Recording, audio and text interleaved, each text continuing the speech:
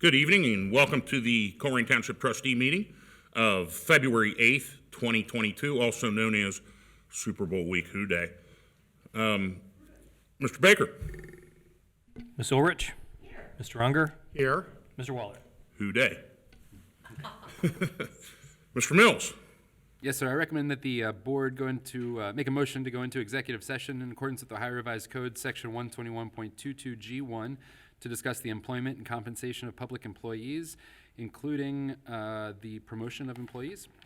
Also in accordance with the Ohio Revised Code, Section 121.22G3, to discuss pending or imminent litigation with the township attorney. And also in accordance with the Ohio Revised Code, Section 121.22G4, to discuss collective bargaining sessions with public employees concerning their compensation. I motion that we go into executive session for the reasons detailed by Administrator Jeff Mills. I will second that. Mr. Baker. Ms. Ulrich. Yes. Mr. Unger. Aye. Mr. Waller. Yes. So we will begin executive session at, there's a glare on the clock. It looks like 6:02. 6:01. And we will return. Thank you. All right, we call the meeting of Colerain Township Board of Trustees back into session. There's a little bit of a glare, but it looks like it's 6:50. Is it 7 o'clock? 6:59? All right. We back from executive session. Mr. Baker, please. Ms. Ulrich. Here. Mr. Unger. Here. Mr. Waller. Here. Mr. Mills, anything to report from executive session? No, sir. All right. At this point, if we stand for the Pledge of Allegiance.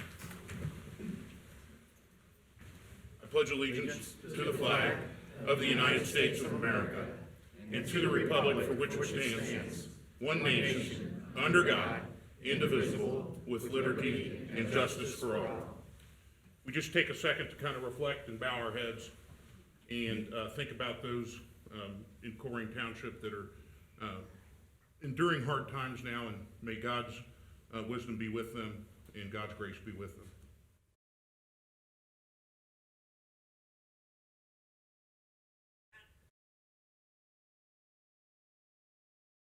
Thank you. All right, you have been provided from Mr. Baker. The board has been provided 2 sets of minutes. Are there any questions or concerns with regard to those minutes?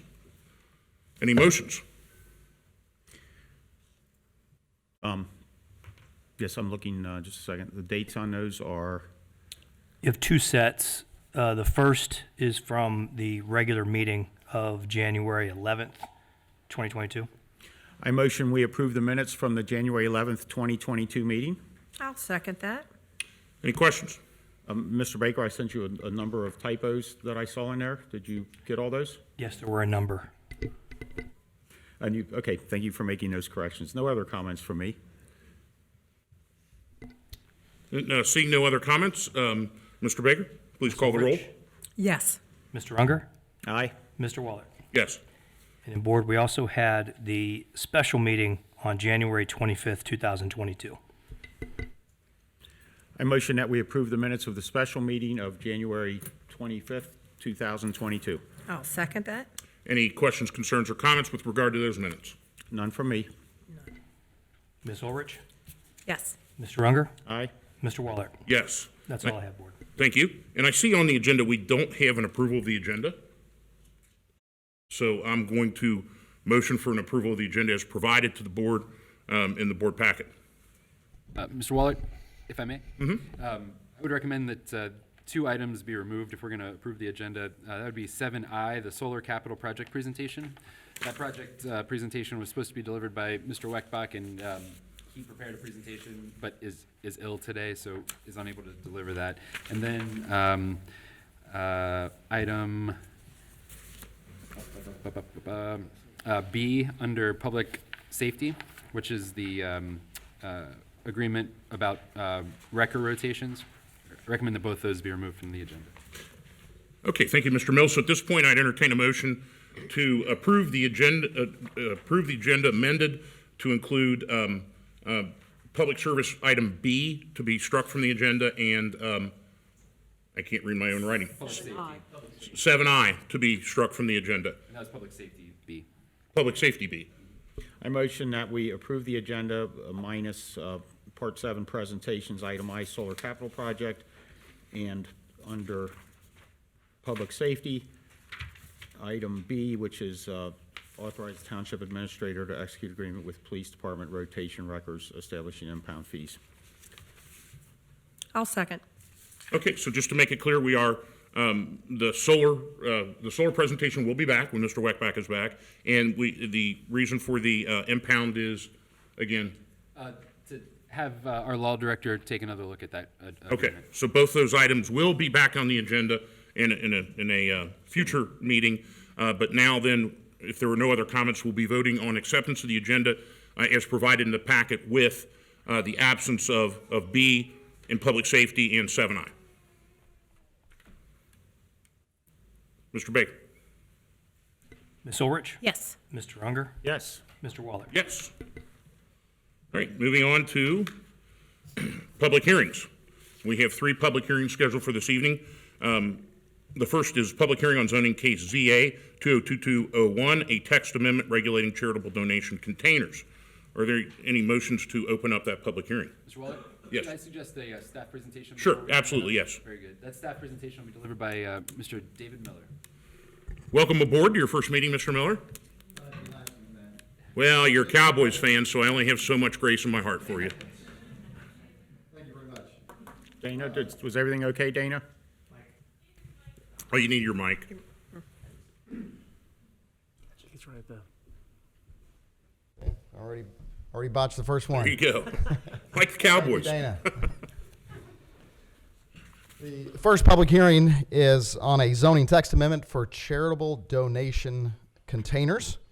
And recently, Colerain Township has received some complaints regarding unregulated charitable donation containers, which have been placed in a variety of locations throughout the township.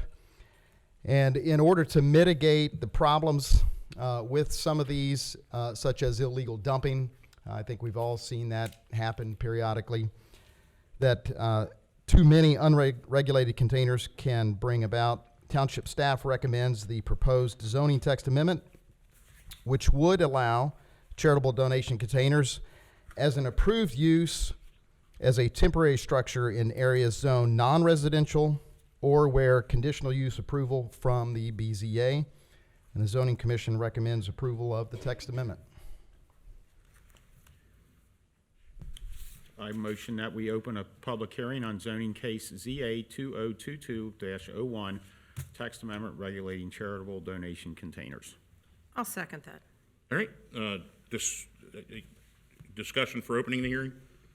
Done. None? Mr. Baker? Ms. Ulrich? Yes. Mr. Unger? Aye. Mr. Waller? Aye. So, I'll go ahead and swear in whoever wishes to speak at the okay, public so hearing. whoever wishes to speak in zoning case ZA 202201, a text amendment regulating charitable donation containers, please stand, and Mr. Solomon will swear you in. Swear to tell the truth, nothing but the truth, so help you God? Please state your name and your address. Ms. Good Thank you, Ms. evening. Wright. Stephanie Wright, 3729 Blue Rock Road. Hallelujah. Thank you. Thank you. Thank you. This has been something on my radar for a couple of years, as unfortunately some of you know. This is a huge, huge issue in our community with illegal dumping. And as a resident of Colerain Township, I'd like to thank the board and staff of Colerain Township for approving this case and this zoning administration move, or whatever it's called. And I look forward to it being enforced and those who violate it be held accountable. Thank you. Thank you. Any other comments? See anybody else? No? Okay, and the trustees, I think this is later in the agenda, so the trustees will provide feedback at that point when it's voted on. This is a public hearing to hear from the public, and I appreciate Ms. Wright coming forward. At this point, are there any motions? I motion that we close the public hearing on zoning case ZA 2022-01, text amendment regulating charitable donation containers. I'll second it. Mr. Baker? Ms. Ulrich? Yes. Mr. Unger? Aye. Mr. Waller? Aye. Mr. Miller? Public hearing on zoning case ZA 202-107, text amendment regulating mobile food service uses.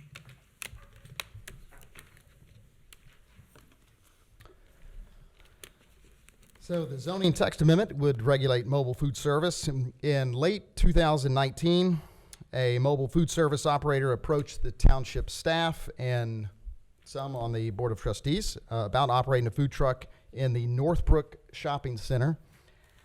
Previously, food trucks were regulated through the police department via a transient vendor permit, which didn't fit well for these particular uses.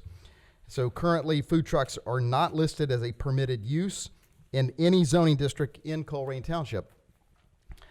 The exceptions to this are food trucks and other mobile food service operations operating in conjunction with a one-time event, like a festival, a parade, or a similar event. So those permits would not be required for those one-time events. Township staff recommends the proposed zoning text amendment, which would allow mobile food service as an approved use in areas zoned B1, which is neighborhood business districts, with minimal other regulations. The proposed amendment conforms well with the economic development portion of the Imagine Colerain Comprehensive Plan. Thank you, sir. Any motions at this time? I motion that we open a public hearing on zoning case ZA 2021-07, text amendment regulating mobile food service uses. I'll second it. All right, any discussion for or against the opening up a public hearing? None. None. All right, Mr. Baker? Ms. Ulrich? Yes. Mr. Unger? Aye. Mr. Waller? Aye. Now, Mr. Solomon, if Same process, if anyone wishes to testify. You swear to tell the truth, nothing but the truth, so help you God? It's all yours, Mr. Wright. Stephanie Wright, 3729 Blue Rock Road. Hallelujah. You guys are batting 1,000. I could not have written this agenda any better. Thank you, thank you, thank you. I am just ecstatic that something has come to term on these food vendors. I think they would be a great asset to our community in given time and right space and operation and following rules and regulations that wouldn't hinder any of our residents or health-wise or anything like that. There are a couple questions I have about this. I want to know who would be responsible for enforcing this, and what is the fee for someone to be a food vendor licensed person in the township. Again, thank you for your time. Is there anybody else? anyone else wishing to speak on that issue? As far as the responses to that, we will do that Probably when it comes to, yes, sir. you know, when the agenda, and I think those are very relevant questions. I motion that we close the public hearing on zoning case ZA 2021-07, text amendment regulating mobile food service uses. I'll second. Any discussion? No. No. Mr. Baker? Ms. Ulrich? Yes. Mr. Unger? Aye. Mr. Waller? Yes. We now have in front of us a public hearing on zoning case ZA 202109, a map amendment at 3545 Springdale Road. Mr. Miller?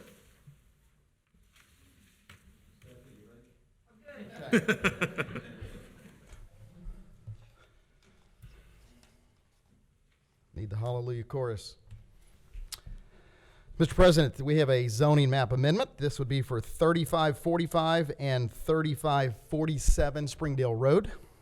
The property located at this address with one additional adjoining tract is currently zoned a planned development residential due to a zoning map amendment in 2019 for a proposed Gateway Senior Lofts, which never materialized. So we have a request to amend the zoning map for these parcels to a B2 for general business use.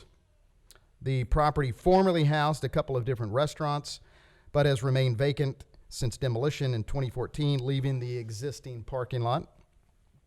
It is surrounded by B2 and B3, which is business and commercial zoning on three sides, and then it's R6, which is urban residential on the fourth side. The Zoning Commission recommends approval of the zoning map amendment to make way for a Dairy Queen. Can we get a hallelujah? Yeah. Okay. Okay. Which should be constructed on that site. The proposed use, once again, conforms well with the economic development portion of the imagined Colerain comprehensive plan. Thank you. Evidently a UDF fan in the audience. I motion that we open a, was there anybody else? Go ahead. I motion that we open a public hearing on zoning case ZA 2021-09, map amendment on 3545 Springdale Road. I'll second. Mr. Baker? Ms. Ulrich? Yes. Mr. Unger? Yes. Mr. Waller? Yes. Anybody here wishing to testify in public hearing on zoning case ZA 2021-09, a map amendment at 3545 Springdale Road? Seeing and hearing none, any motions? I motion that we close the public hearing on zoning case ZA 2021-09, map amendment at 3545 Springdale Road. I second. Any discussion? Just so you folks know that this is something we're legally compelled to do to give people a chance to speak their piece. No other discussion. Mr. Baker? Ms. Ulrich? Yes. Mr. Unger? Aye. Mr. Waller? Yes. All right, moving on to presentations, and we have a number of them. Do you want me to just go through each one and read? All right, so the first one is a proclamation declaring the week of February 7th through February 14th as Congenital Heart Defect Awareness Week.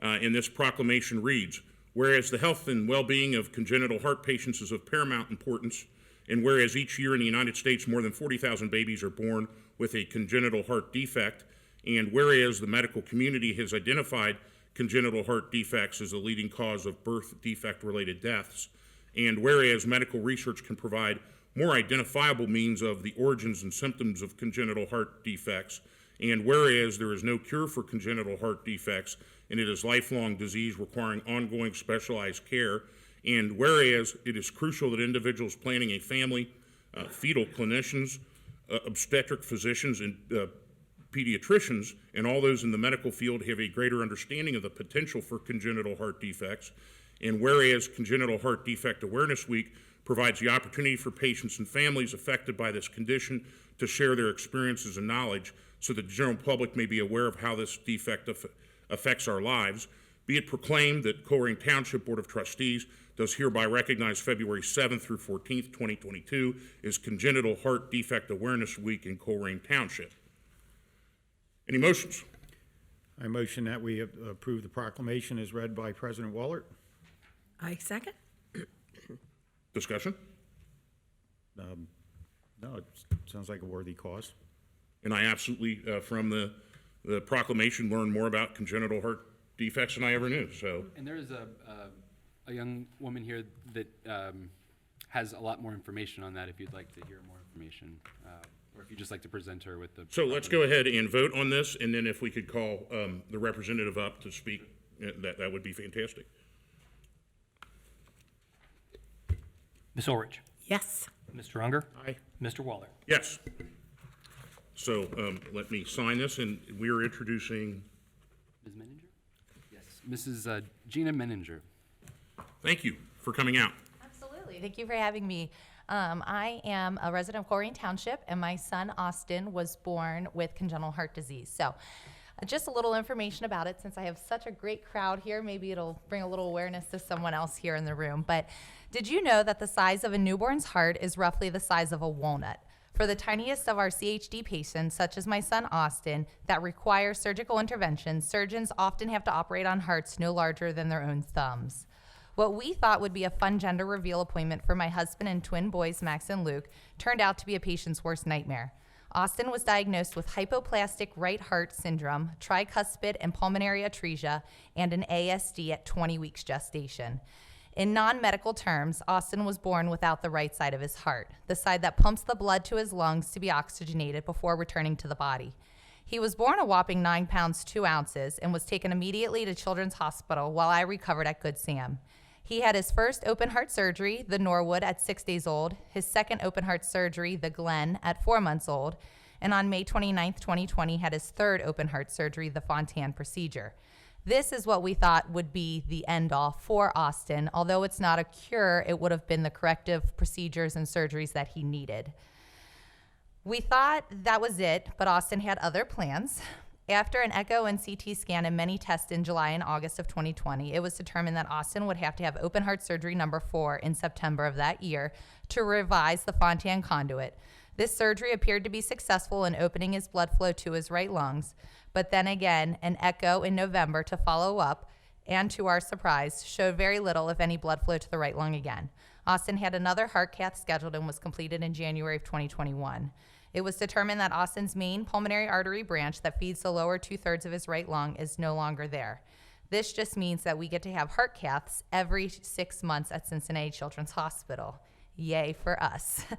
Although Austin has had many doctor's appointments, tests, procedures, surgeries, heart caths, lab draws, and much, much more over the last 5 years, he is doing great and continues to be a rock star. He's still running around, wrestling his brothers, and attending pre-K and living his best life.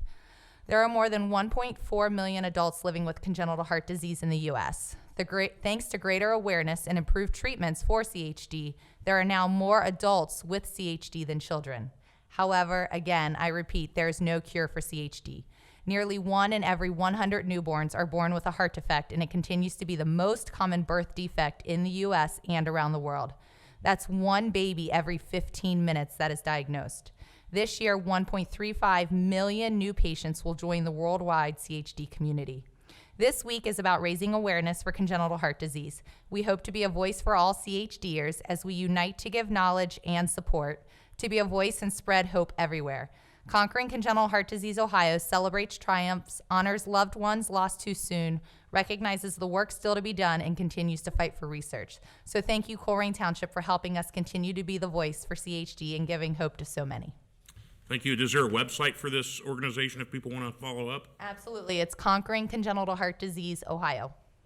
Thank you. In a week when we're talking about a lot of heroes, with the Super Bowl coming, you and your family are really the true heroes. And just, you've got a whole township behind you. Thank you so much for everything you've done. You are a, Yeah.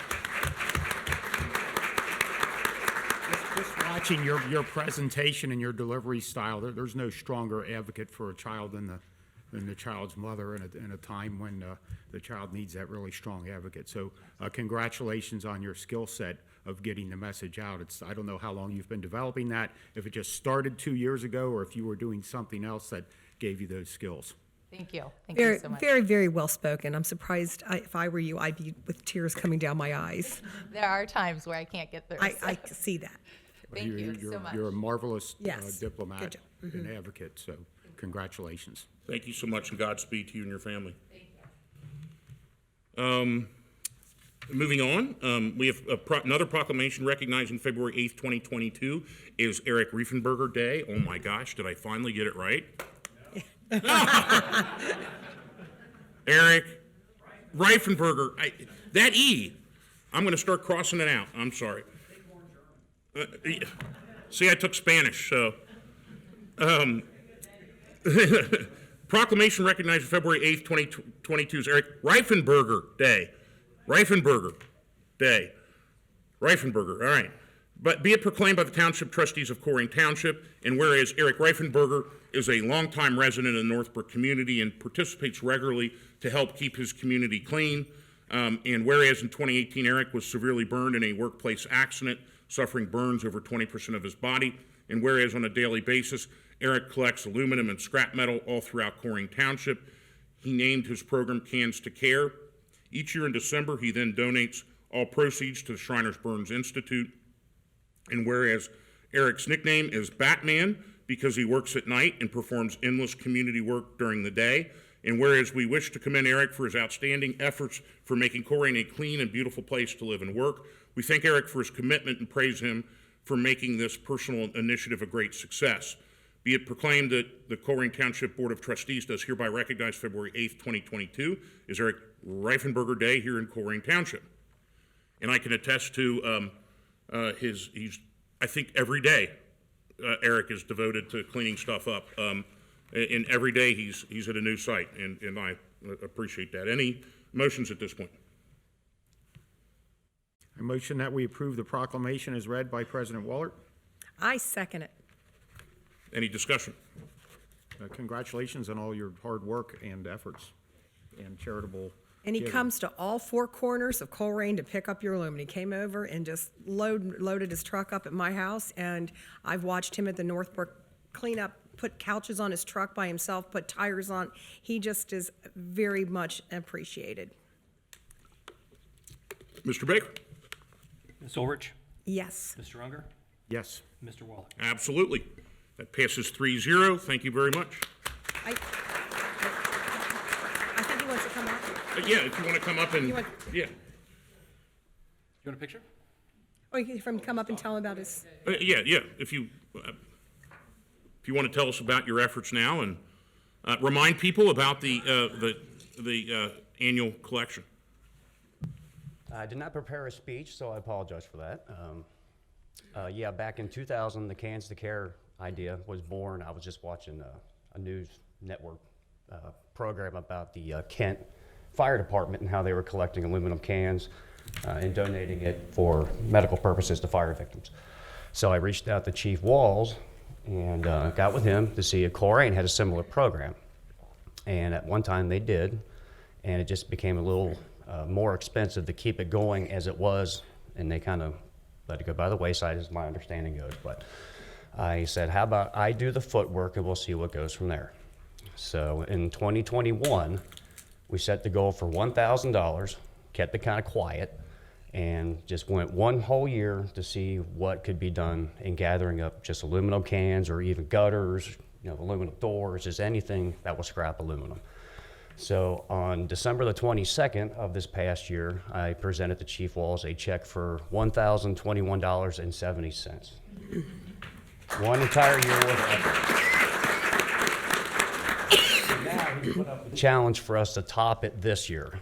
So hopefully with the help of the people of Colerain Township, we can make this happen. So if you're a business that has a lot of employees that happen to pound energy drinks or pop or something, please reach out to me. You can PM me. I'm online, Facebook, all that kind of fun stuff.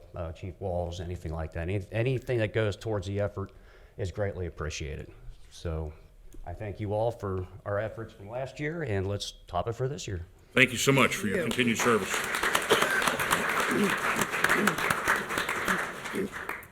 right, the next item is we have a proclamation recognized February 9th, 2022 is Marjorie Schottmer Day. Did I get that one right? That's correct.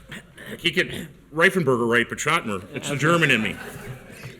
All right, proclamation recognizing February 9th, 2022 is Marjorie Schottmer Day in Colerain Township.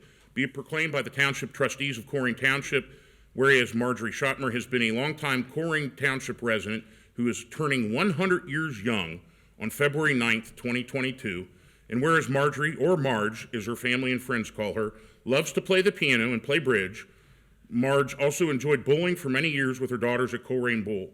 Marge is an avid Cincinnati Reds fan. Sorry about the lockout, they'll get it done soon.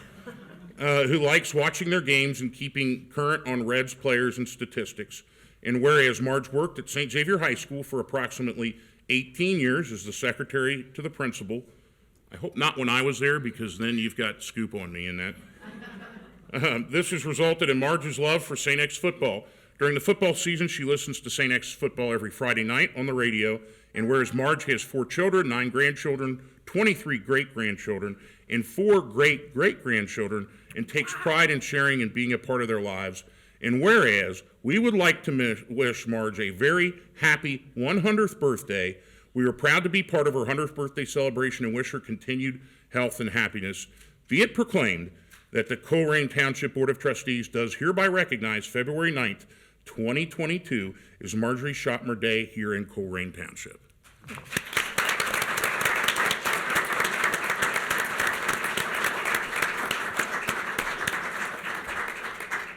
Trustee Waller, can I interject for a second? Yeah.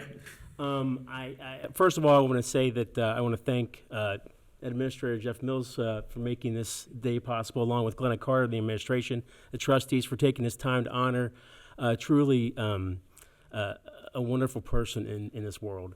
And I've been blessed personally with many, many things in this world, many of them sitting in the front row, my family, and none greater than my grandma, Marjorie Shopmer, who first taught me, really how to be loved unconditionally, to not be judged, by your mistakes, and to really, she's a fantastic person, and not just to me, but she's like that with everybody.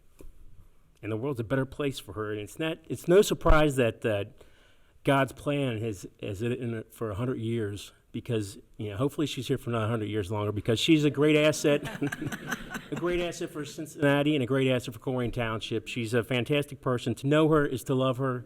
She knows no stranger. And I really want to thank everybody for, the time and to take to honor this great, wonderful lady.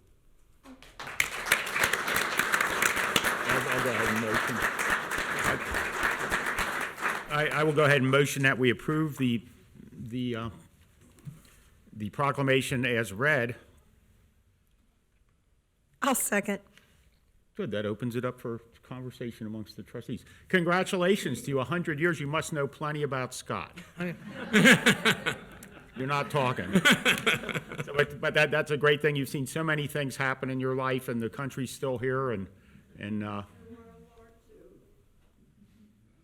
that was a long time ago. I was lucky enough in my lifetime to know plenty of World War II veterans and folks, but none of them are around anymore, so you've outlived them all.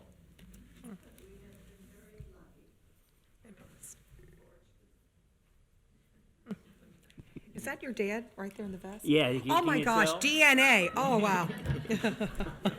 You want to come over here? Do you have any comments for us? Good gosh. Oh, she said you can use that mic if you want to use that mic. Well, we moved here in '02. So that's about 20 years. And everybody has been wonderful to us with all the children. And I love North College Hill. Lived there. So I think this is a very, very special honor. Not a whole lot of people get it, so I don't expect to myself. Congratulations to you. Thank you. Thank you. Happy birthday. Did you have a comment? No, just thank you. I don't even know what to say. I just have this feeling of joy and happiness to see you and Scott, and you made a lawyer crack up. I don't know. I'm going to have to rethink my view on lawyers. They do have hearts. But if Scott is any indication of your other grandchildren, of your children, great grandchildren, he's one of a kind. And even though I tease him, it's a fellow member of the Long Blue Line, and we're happy to have him here, and just happy to have you here today as well. Thank you. Absolutely. Can we hand that to her right now? Jeff is signing that. Can we hand that to her now? He said he has to put it in the minutes. Okay, just put it in the minutes, and we'll make sure that you get that. I'll make sure it gets delivered. Hey, I don't think we've had a vote. Have You've we? been Did we have a blessed, vote? by the way. No, we've motioned. We and motioned but did not vote. I think the vote will go your way, but let's wait and see. Ms. Ulrich? Yes. Mr. Unger? Aye. Mr. Waller? Yes. Congratulations. Congratulations.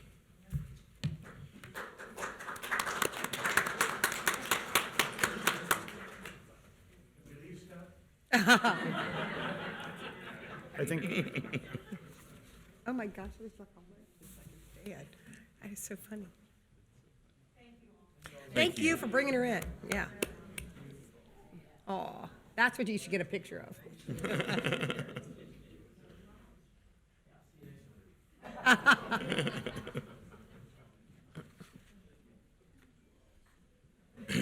Thank you again. That was wonderful. All right, the last but not least, the final proclamations. We have a proclamation recognizing February 10th, 2022 as Carol Miller Day. Be it proclaimed by the Township Trustees of Colerain Township that whereas on a daily basis, Carol, I'll try that again, Miller walks from home to Colerain Avenue picking up trash, and whereas Carol Miller returns to the parking lot of Chick-fil-A daily between the hours of 11:30 a.m. and 1 p.m., removing trash and debris, and whereas Chick-fil-A offered a job to Carol since she tirelessly keeps their parking lot free of trash, and she's become a valued member of their team, and whereas Carol Miller recently celebrated her 99th birthday, which is in of itself a great accomplishment, and whereas Carol Miller has a heart of service and genuinely cares about all the people of Colerain, we want to commend and thank Carol for her service to the Colerain Township community and the example she sets for all of our residents. Be it proclaimed that the Colerain Township Board of Trustees does hereby recognize February 10th, 2022 as Carol Miller Day in Colerain Township. I motion that we approve the proclamation as read. I second. Discussion? Congratulations, Carol. I believe I've actually spoken to Carol in the past about this. And I remember a July day, and it's Ohio, so it was 200 degrees outside in the middle of the afternoon, and Carol was picking up trash, and it just, it just immediately struck me as like, wow, that's Colerain Township. Just what a great individual to be doing that. I mean, it's, I'm sitting there, a couple years younger in my air conditioning, thinking, wow, she's doing a great job, and all of a sudden I felt suddenly selfish that, what can I do? And it just is an amazing thing because I've seen her there since, and it just so happened that when I reached out, I guess, to Mr. Mills, Ms. Miller had been celebrated in a newspaper article, so we were able to find out who that was very easily so that we can provide a proclamation. I'm proud of all our proclamations today, and Carol Miller is well deserving. Yes, I've seen her out there several times with her little grocery bag on Commons Drive at Northgate. Roll down the window, thank you. So give her a shout if you ever see her. All right, Mr. Baker? Solrich, Yes. Mr. Unger, Aye. Mr. Waller. Yes. That passes 3-0. And we will pass this around to get a signature. And is Ms. Miller here with us? She is not. We're going Okay. to meet her at Chick-fil-A this week to give that. All right. I like the You spice. buying lunch? Yeah. So if you're watching at home, Ms. Miller, thank you very much and for all that you do. It certainly is appreciated, and it's a fantastic example at a time when I think our society is in need of a lot of examples. Okay, next on the agenda, we have presentation by Chief Denny introducing and swearing in newly hired Denny Roblero. Did I get that right? Roblero? All right. Yeah, that is not German, is it? With your permission, I'd like to do all three of these together. We have three officers that are going to be sworn in. Okay, so we have with us also Brandon Mers and Heather Mason. So we'll bring all three up at once, and that is items E, F, and G. And if everyone in the room could remain after that, there'll be one more by Chief Walls. That way we don't have people getting up in the middle of it. So By introduction, Heather is a graduate of the University of Cincinnati, where she received her bachelor's degree in criminal justice and also completed the police academy in 2018.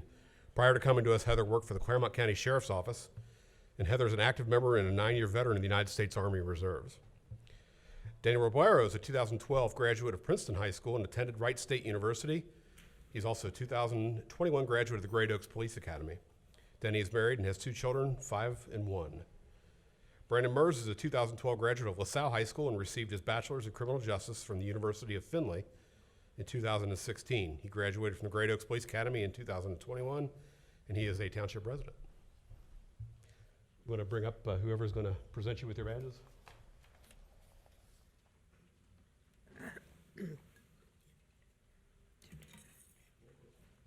By the mic, yep. Get it on record. Raise your right hands and repeat after me, please. Good job. I state your name. Do solemnly swear that I will uphold the Constitution of the United States of America, the Constitution of the State of Ohio and its bylaws. I will abide by the Colerain Police Department mission and value statement. Close enough. Code of ethics. Rules and regulations. And police department policy and procedure. I will faithfully discharge the duties of police officer.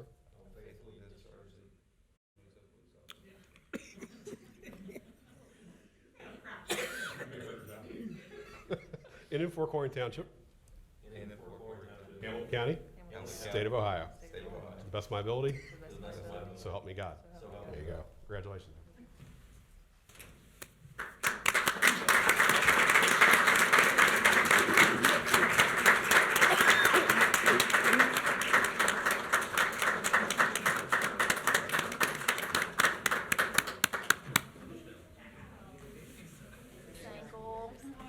Hold on. Act like you're doing it.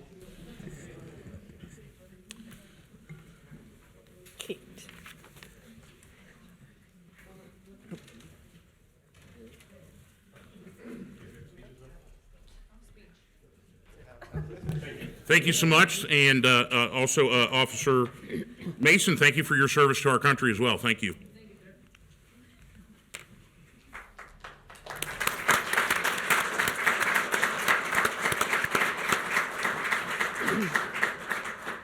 We now have a presentation by Chief Walls introducing and swearing in newly promoted employees.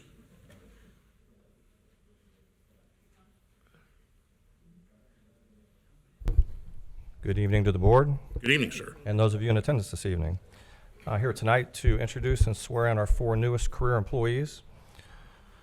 Patrick Dixon's been with us about 2.5 years part-time. He's going to be pinned tonight by Chief Tony Spaeth. We have Colin Lawson, who's been with us about 1.5 years part-time, and he'll be pinned by his mother, Melissa. We have Jacob Lucan, come up on about a year part-time, and he'll be sworn in by his father, Neil. And Eric Martin, who's been with us about 1.5 years part-time, and he will be sworn in by his wife, Meryl.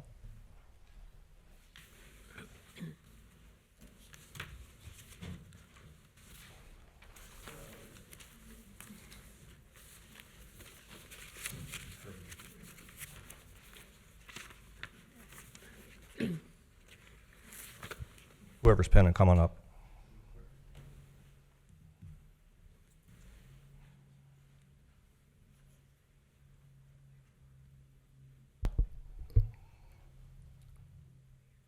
Gentlemen, I state your name. Do solemnly swear that I will uphold the Constitution of the United States of America,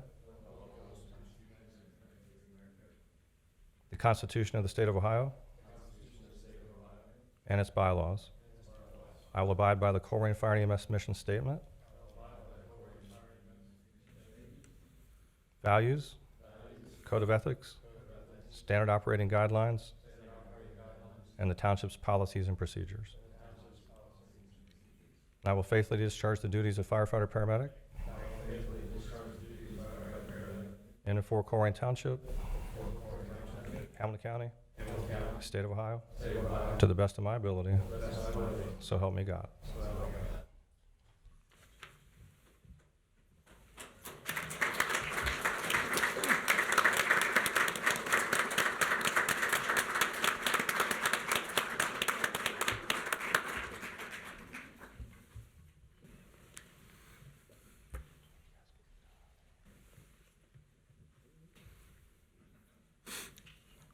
Congratulations, and thank you so much for your service.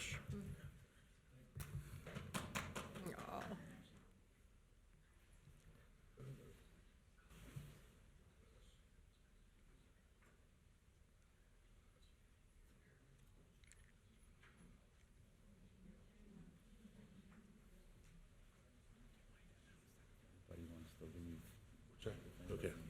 So at this point, it's, if people want to leave because of the ceremonial stuff is over, you may. Although, a lot of people always like to stay and go through the business meeting, too. I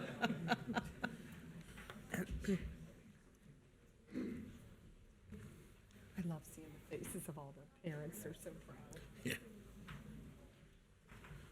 Congratulations. Congratulations. You bet.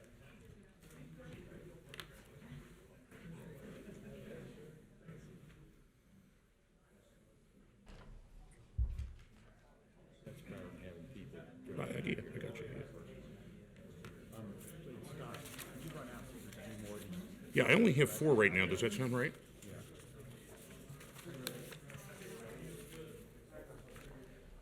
Wow. That was a lot of people. Thank you, Eric. Thanks. We will give a minute for kind of the rotunda to clear out, and Mr. Solman's checking for additional citizens' address sign-in sheets. We have 4 as it is now. And I will call them in the order that I've gotten them here. First calling Glenda Smith, please. Thank you. Thank you. Thank you for coming out today. Again, my name's Glenda A. Smith. I've been here previously on behalf of the Glenda A. Smith Youth Sanctuary, whereby I worked with a social worker that was out here and provided gift cards to her, who in turn provided them to residents out here who needed the assistance. So that was a good relationship. I don't know if she's still, I haven't talked to her in a couple months. I want to congratulate the new faces. I see the new president the trustee has jokes. Matt. Keep I it get live. laughs here. I don't get laughs from my high school students, so. Well, it's been very lively. You're sleeping.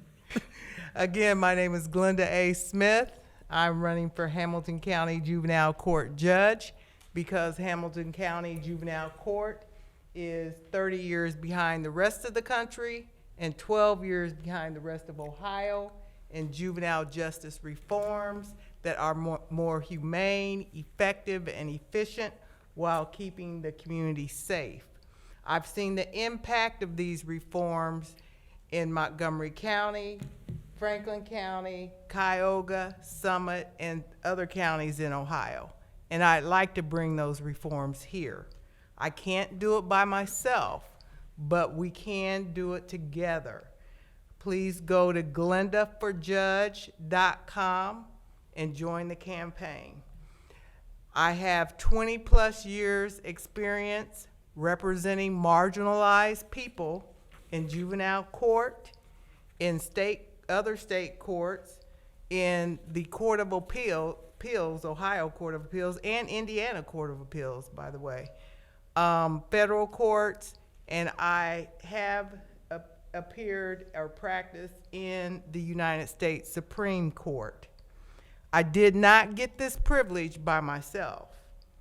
I have the support of my family, church family, teachers, principals, IU chancellor, and others. I was raised by a single parent in public housing. I was a teen mother. I was ostracized. I was told implicitly and explicitly that I would not get out of public housing. But because of my work ethic, faith, and charity, I have a bachelor's in criminal justice, master's in public affairs, and doctorates in jurisprudence. I have 4 children. My oldest child has a master's in social work. My son is a journeyman electrician and a member of IBEW Local 648. My 3rd child graduated from Wellesley College in 2020, and my 4th child is in her 2nd year at Howard University. If you want a judge that knows children, family, and obstacles, and how to overcome those obstacles, and how to help others overcome obstacles, then I'm that person. Again, go to glendaforjudge.com and see how you can join the campaign. Thank you. Thank you. Are there any questions? Actually, if people have questions for you after, they can catch you in the rotunda. But this is strictly for citizens addressed to the trustees. Okay. Thank you, sir. All right. Ms. Moore. Are we allowed to hand out? Yeah, and if you hand out campaign literature, it has to be outside of the, yeah. But thank you so much. You're welcome. Ms. Moore.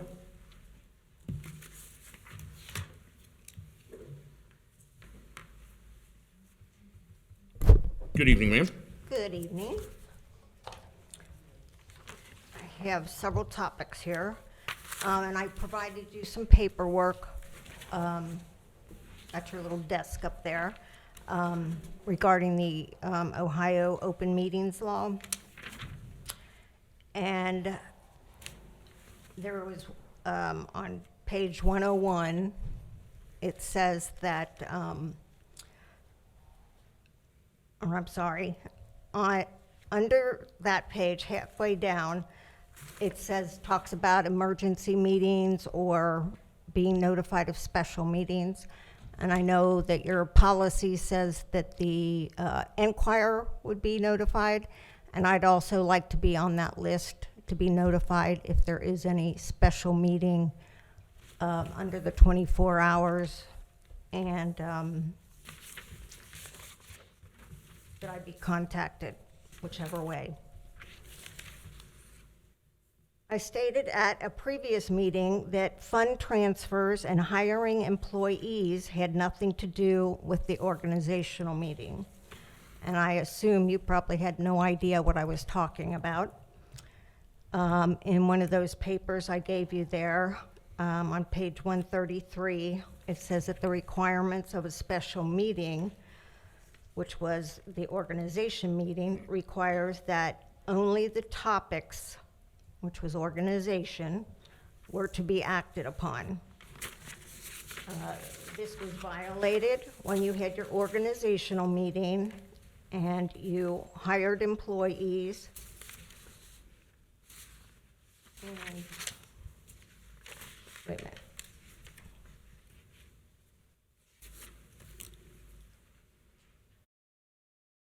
Okay, when you hired employees and did fund transfers. The third page I want to talk about is from the 2019 audit by the state auditor that recommends the board establish a donations and gift policy. I see that this is still being ignored 3 years later. I have brought this subject up numerous times, and Mr. Mills always insists that they do have a policy where the from the policies to be approved tonight, there is still no gift policy where the township has allowed gifts for former board members and anybody else that we don't know about that was paid for by the taxpayers. This is totally inappropriate. I guess if there is no policy, then you can do whatever you want.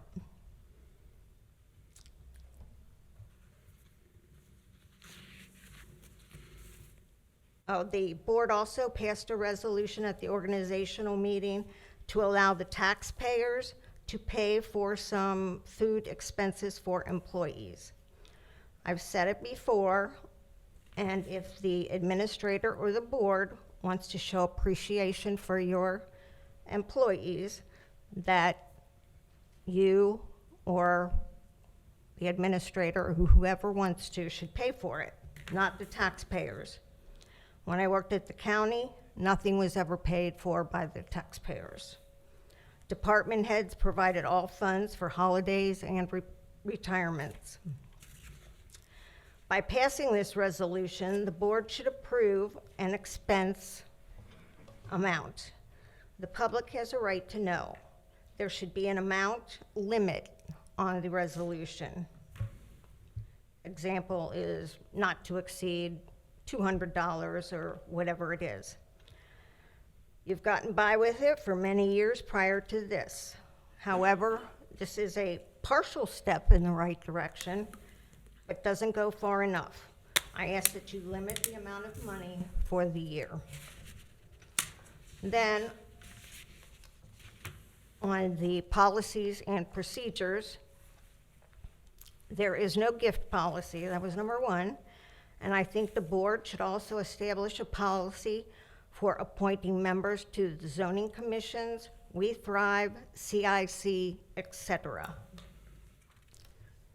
You may not know this, but the appointees are supposed to be appointed by the board, not the administrator. You should receive a copy of all interested people and make the decision. This way, 4 people decide, not one. Again, this has been going on for a long time and it needs to be corrected. I find it disturbing that the board is asked to approve an appointment and the board has no idea who applied for the position or their qualifications. The board needs to step up and do your job. Should we have a policy for COVID? Or should there be a policy, and I know there's a travel policy, but is there a per diem amount in there? On the vacation leave policy, on page 123, an employee gets 2 weeks vacation on day one. After 1 year, on their 1 year anniversary, they have 4 weeks of vacation accumulated. I seriously doubt many communities are that generous. We had an employee leave after several months and was able to be paid out for all the unused vacation time. You are too generous with our tax dollars. On the cell phone stipend, some get $60, some get $35. What is the amount based on? Do we know what a single rate would be for employees? I had a T-Mobile account and it was only $50 a month. So I'd like to know how those amounts were chosen and what they're based on. And the retire-rehire policy, page 221, under the Board of Trustee meeting notice, a public hearing is required for an employee to be considered for rehiring, not just a meeting. Your policy says a meeting. A public hearing allows residents an opportunity to comment. Under public records, I'm not sure what page it is, but it states that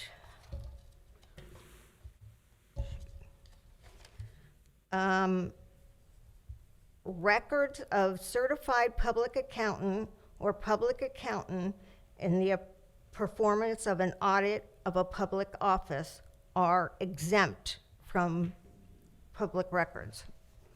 And I'd like to know if that's what you mean when the state or Plattenberg or somebody does an audit, that is not public record. That's the way it looks to me. I see that we're probably going to move on with a communication specialist, and Mr. Mills stated at a previous meeting that the salary could be paid from COVID funds.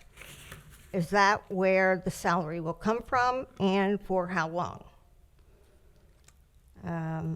At the last meeting in January, I asked if anyone had a personal, professional, or political association with David Miller.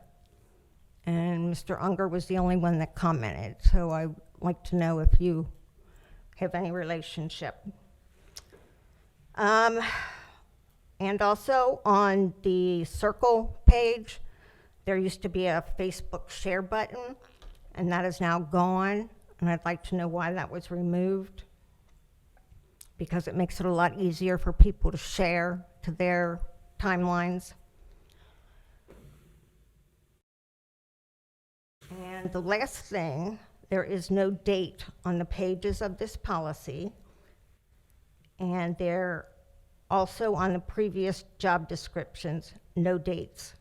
I think an effective date is necessary so people have an idea of when the policy was changed. And that's all I have. Thanks. Thank you. Ms. Wright?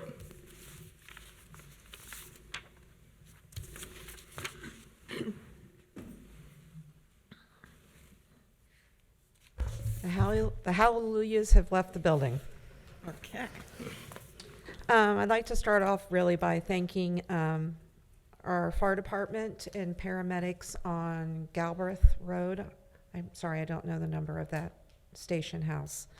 But I was experiencing a medical and emergency last night, and I pulled into their parking lot and was greeted by very educated, warm, and helpful EMS employees, and I really, really, really appreciate our staff for taking care of me. A couple questions tonight about the donation bins that you all have put into consideration on passing a zoning ordinance thing on them. I know that years ago, when recycling started at the township, they used to have large dumpsters up here for residents to be able to donate cardboard in.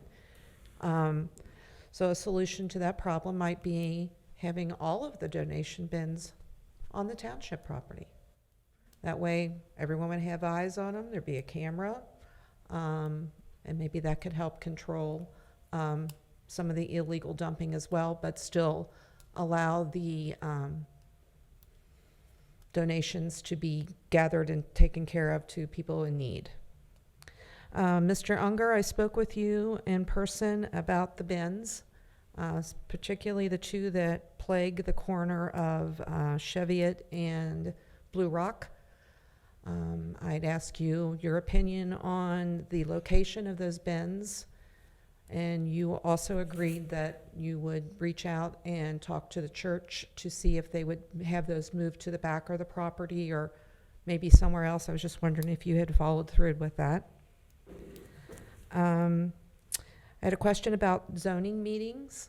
I know that here at the township in the trustee meetings, you all follow Robert's rules of something on the alphabetical order of roll call. And I did bring that up at a zoning meeting, and they were unsure of what their policy was on that or how they were to handle that. So I didn't know if that was an extenuation of the Board of Trustees and that perhaps they should be following the same policies that you guys do. I've discovered something really disturbing in my great plague of public records requests.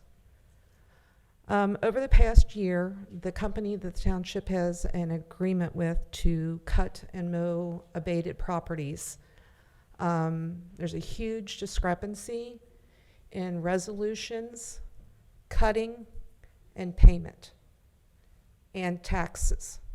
So, for instance, someone might have got their grass cut, but they weren't abated. I don't know how that could happen. Or someone got their grass cut, they were abated, but it's not assessed on their property taxes for 2021. Don't know how that happens. I did bring it up to the Mr. Jared Allig, I believe is his name. I gave him 5 parcels of property that I checked into, and still waiting to hear back from him on how something like that could happen. So maybe in the future we do a little better process on vetting the landscape company and maybe a little more checks and balances, because if I could get my grass cut for $80 every month and it not be on my taxes, I'd like to sign up for that.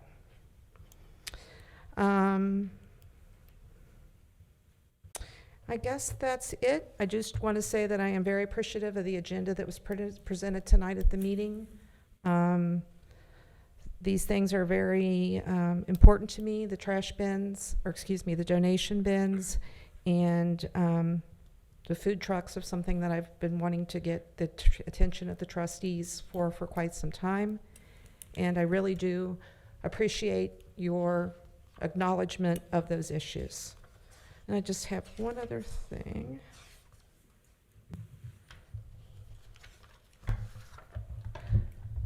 I just wanted to give this to Ms. Ulrich. This was presented to me prior to the election, but I chose not to share it. But I thought maybe you should know.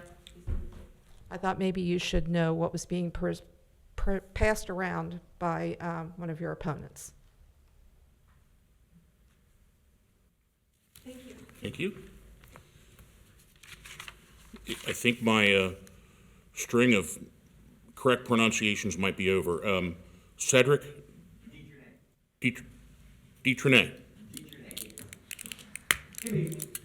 Thank you for coming out. No problem. We're here, my pastor and our one of our evangelists from our church. We're just introducing ourselves to the community. So we're here at our church is at 2929 Springdale Road, and we just want to say thank you, and we like being in Colerain Township, and if anything that we can do to help in our outreach. We have an outreach program, so if anything we can do to help in our outreach program. We do have a pantry that's on Tuesday, that we do on Tuesday. So we just introducing ourselves to everyone in the community. That's all I have. Thank you. And My thank you. pastor The name actually is Phil Martin right there. Roll your hand, Pastor. He's shy. I'm not. And the name of your church again, sir? It's called Bread from Heaven. Bread from heaven. Bread from Heaven Outreach Ministries is at 2929 Springdale Road. Nice to know. All right, thank you. Thank you for coming out, and thank you for the work you're doing. All right, seeing and hearing no other public comment, I guess, we will go to administrative reports. I know that we have a number of questions, Mr. Mills, to answer, and I think you have a number of other things not related to questions to announce. You might. I'm going to pull up the administrative reports here real quick. Looks like the screen timed out on me. Okay, I don't know who's Good song, though. yeah, whose ringtone, but I love Good it. song. Yeah. One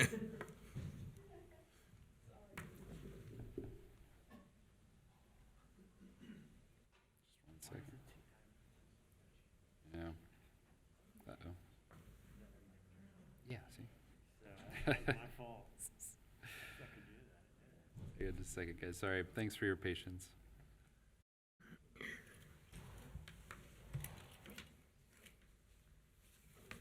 All right. So that should be warming up. Okay.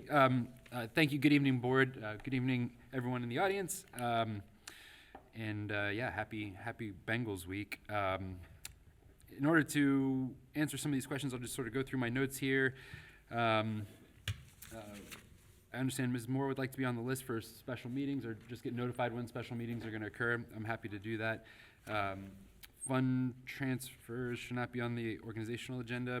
I think that's just a difference of opinion.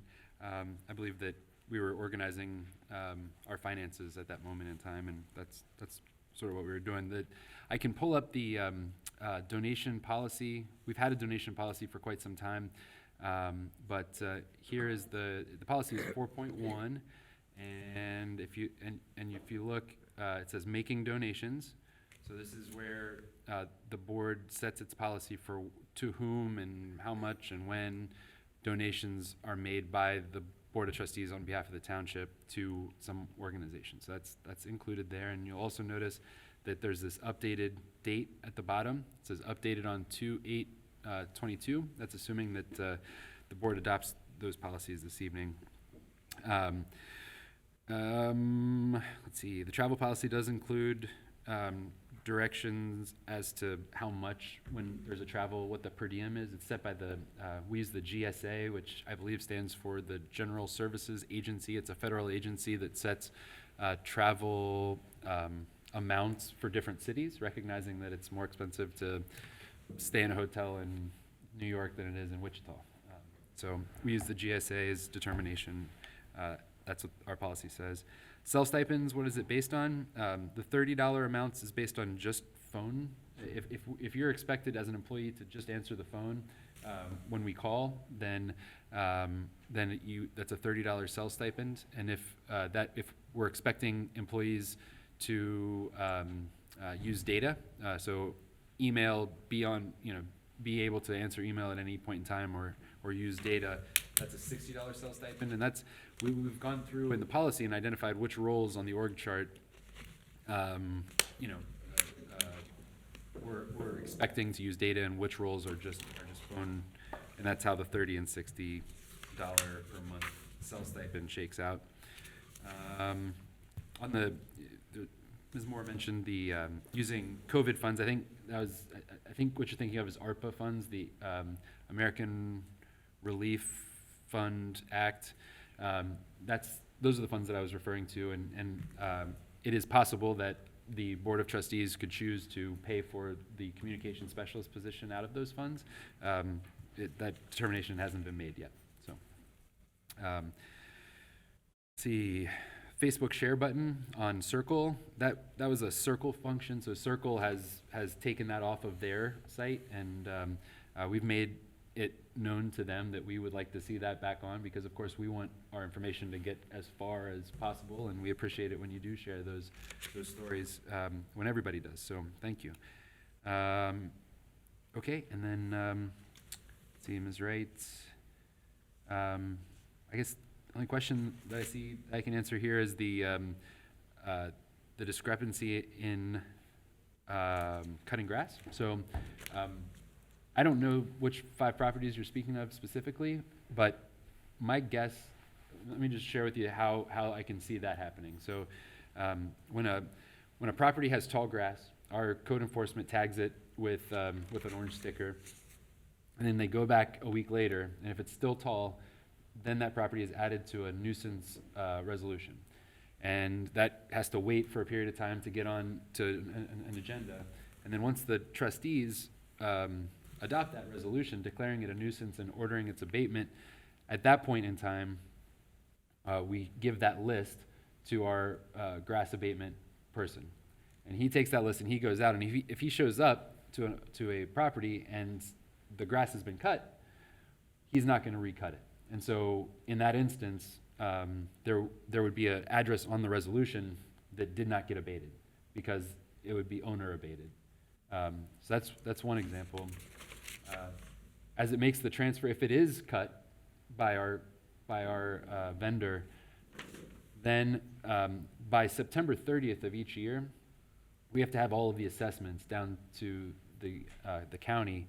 And so I don't know when, on what resolution those properties are, but if those properties occurred after September 30th, then they would not be on this year's taxes, they'd be on next year's taxes. And that's sort of the rolling time frame for that. So hopefully that helps to answer some of those questions. Also, just the Board of Zoning Appeals and the Zoning Commission have bylaws themselves that govern sort of some of the procedural things that happen on those. So perhaps the roll call question that you had for Zoning Commission and BZA could be answered there. I'd have to go look. Okay, I think that's all the questions. Were there other The questions? question with regard to public records, in CPA records, Public records. What was that question? I don't know, I didn't quite understand the question, so public records, CPA records exempt. CPA records. If a company doesn't. CPA? I don't- CPA, Certified Public Accountant. Okay. Okay. Yeah. Yeah, I don't know the answer. As I sit here, I don't understand the question well enough to. So I guess in our policies, it says they're exempt, and Ms. Moore is saying in the ORC, it's not exempt. Okay, well, that's something that I could discuss that with. Let's check on that and make sure that we have that right. With our law director. Very good. There has been an ongoing conversation in our community about a gun range. The city of Cincinnati and Hamilton County have been working together to relocate a gun range that's currently in Evendale, very near Lincoln Heights. And that's where the city of Cincinnati trains and qualifies their police officers on the range. And to expand the county's current range, which is on East Miami River Road. And that location is south of where Blue Rock intersects East Miami River Road. So it's pretty far down. If you know where Dravo Park is, it's across from Dravo, not across from Heritage, which is farther north. So those conversations have been ongoing. The county has proposed an improved county side of the range, which is also where the township police officers qualify most of the time, and then an additional police side of the gun range. And in addition to the gun range, there is a proposed skid pad and other training amenities for regional K-9 units. So we've been talking about this as a gun range. It really is a public safety training center, multi-purpose training center. There will be a community conversation on February 22nd here at the community center, which is 4300 Springdale Road, at 6 p.m. And that'll be an opportunity to learn more about what the county and city are proposing and to provide feedback to those folks on any concerns that residents have. So I'll say that again. It's Tuesday, February 22nd, 6 p.m. at our community center, which is at 4300 Springdale Road. And I look forward to learning more about their preparations and ideas, and also hearing what residents think about that project. And who will be, it'll be hosted by the county, so So it will have a facilitator that will facilitate the conversation, but the information will be presented by, my understanding is it'll be presented by either the county or the city, because they have, they've hired architects to design these things. There are, I understand there might be renderings that'll be shown, and lots of information, questions answered.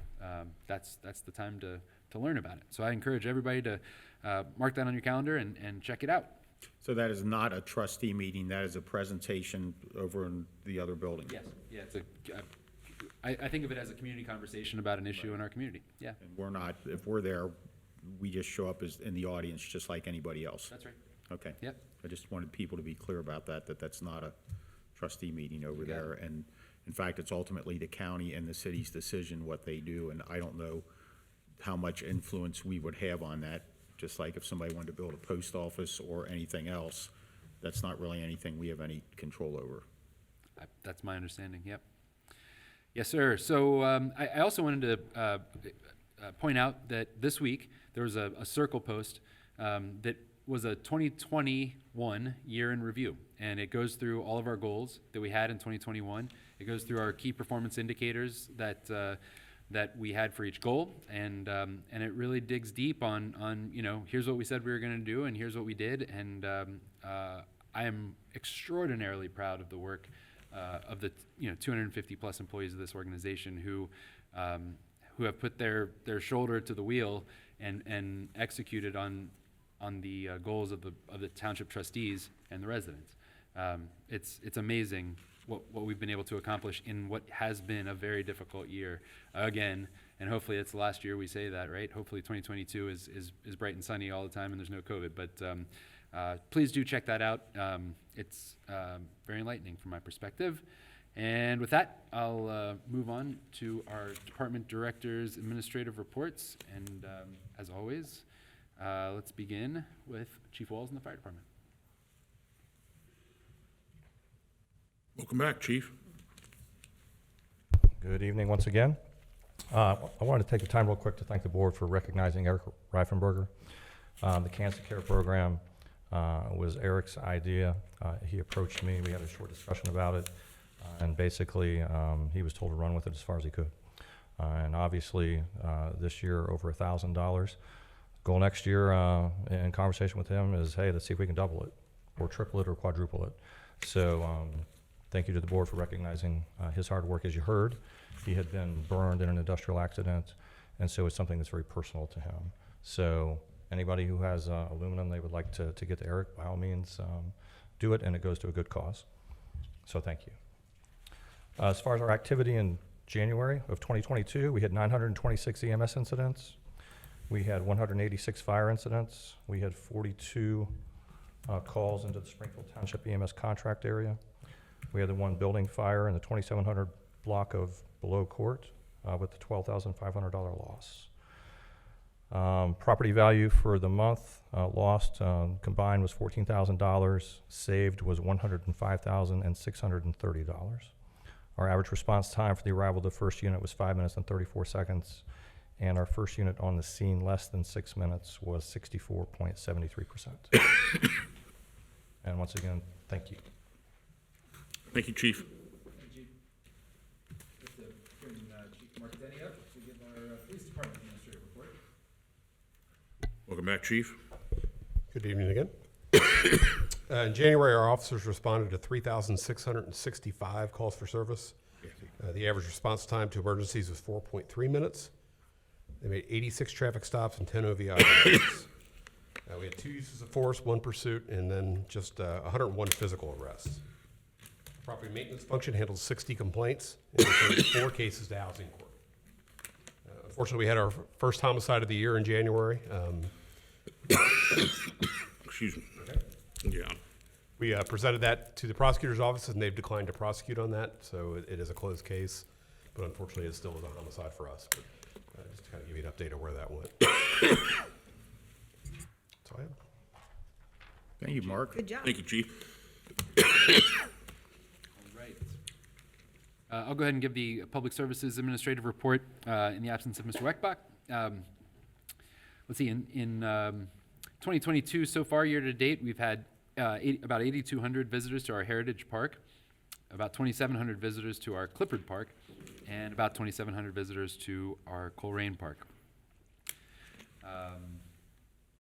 Public Services have put in a significant number of hours over the last week plowing roads. You know, that storm, as with both of the storms this month, do you remember the flurries that were expected? And then we got 4 inches of snow, and it sort of came out of nowhere. Those guys have been hard at work. You know, just so everybody knows, we have, you know, at most, we have about 13 or 14 drivers on the road at any given time for 113 miles of road. So, and when the storm lasts as it did for 24, 36 into 48 hours, that becomes very difficult to sustain a 24-hour attack on this. And so I applaud those guys. I know, and I also applaud our residents' patience, because there are some, you know, there were some cul-de-sacs that it did take 24, 36 hours to get plowed and cleared. But I was driving around Thursday, Friday, and Saturday and Monday, and there was a noticeable progression, and I'm very appreciative of those guys coming in and doing the work that they did. In terms of litter, so far in 2022, we've had 147 bags of trash picked up, 99 signs, and we're digging in already here. 99 signs and 23 tires. So that focus on clean, green, and prosperous, we continue to execute on that. And next, I'd like to introduce Mr. Miller for a development report, if you'd like. I think what I'll do is just take this opportunity to put the board on notice that this last week I took some very deliberate time to think through some the economic development plans that the township has for this past year, 21, and then coming 22, and really trying to work through some very specific achievements on each of those. And part of this is going to require a work session with the board to discuss what does a strategic economic development plan look like to you. What do you want to achieve? What do you want the staff to do? What do you want your employees to do in this township? And I think that together we can come up with something that would benefit everybody. You know, as I've said before, that a rising tide will float all boats.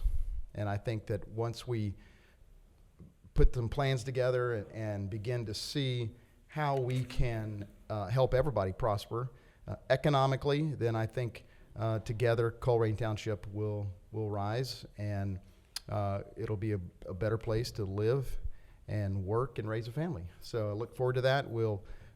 I'll circle back to the board, and we'll find some dates that we can do that, and we can roll our sleeves up and get to work. So thank you. Thank you.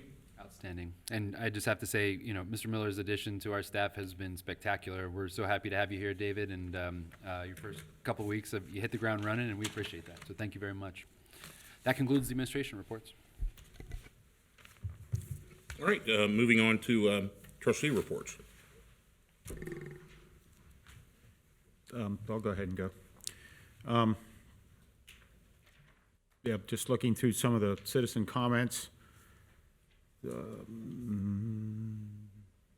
We did give Raj one of the things was a gift policy. The plaque that we gave Raj, I believe, was out of your pocket.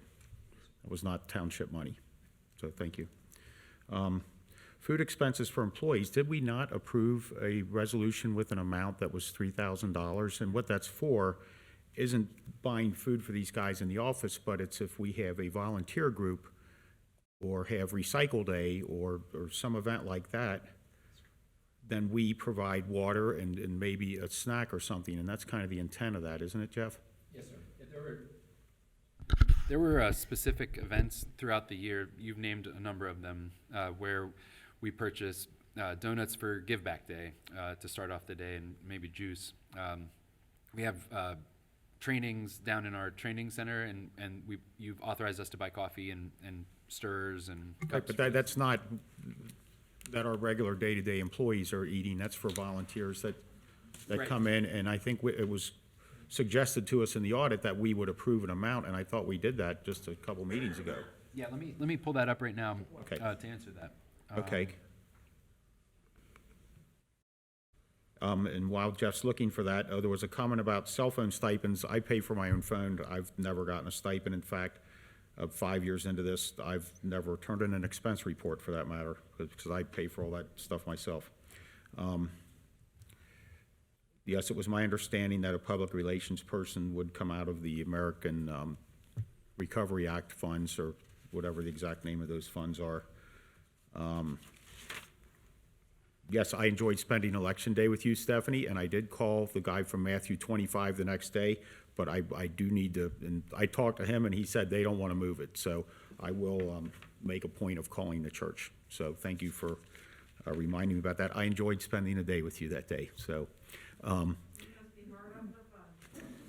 Well, I enjoy that type of work because you get to get out and see people that you only see once a year, and I know those bins are right up the street from your house, and I live in the neighborhood right behind you, and anytime I've seen anything by those boxes, I try to call Matthew 25 before you do. So hopefully, I didn't beat you tonight. So there's stuff out there right now. I will call him this evening because I've got his cell phone number. As far as the pushing of snow and some of the comments about cul-de-sacs, and we did have a 48-hour rain, ice, sleet, snowstorm, and all of our streets, most of them end in a cul-de-sac here in Colerain Township. The county, most of their roads, and I can only think of Barnesburg Road, where Sheed Road used to be, ends in a cul-de-sac, but most of the county roads, the plow can go right down the road and just push snow off to the side and hopefully leave people's driveway accesses open. I lived on Blue Rock for 21 years before I moved into the subdivision that I live in, and in a cul-de-sac, we can push snow off to the sides, but when you get down into the turnaround, and because of the size of the truck and the angle of the plow, sometimes they'll raise the plow a little bit, and there's really nowhere to go except leave some of that snow in the cul-de-sac, because you can't really push it without putting a wave of frozen snow in front of every driveway in the cul-de-sac. But I saw our people out quite a bit, and hats off to them for getting that done. And yes, I did field a phone call on that from a distressed resident that lived in a cul-de-sac. So the nice mom that was here that presented on the heart defect, I would agree with Matt. I got quite an education just from listening to her speak, and there's nobody in the world that's tougher than a mom that is advocating for their child. And congratulations to your grandmother, Scott.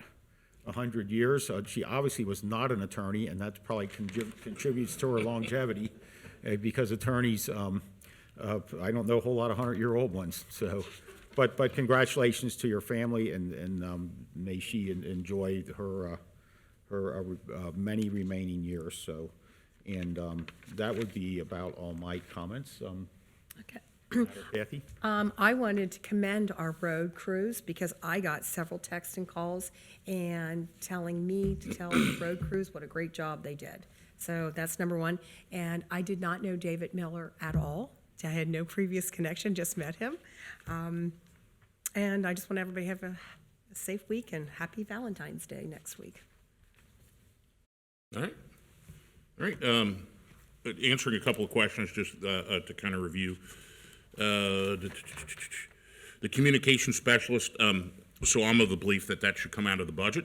So I differ from what Mr. Unger said. And the reason I believe that it should come out of the budget is the ARPA money, the $7 million. I want to have that in one lump because I see it as something that can be a generational change, and I don't want to nickel and dime it.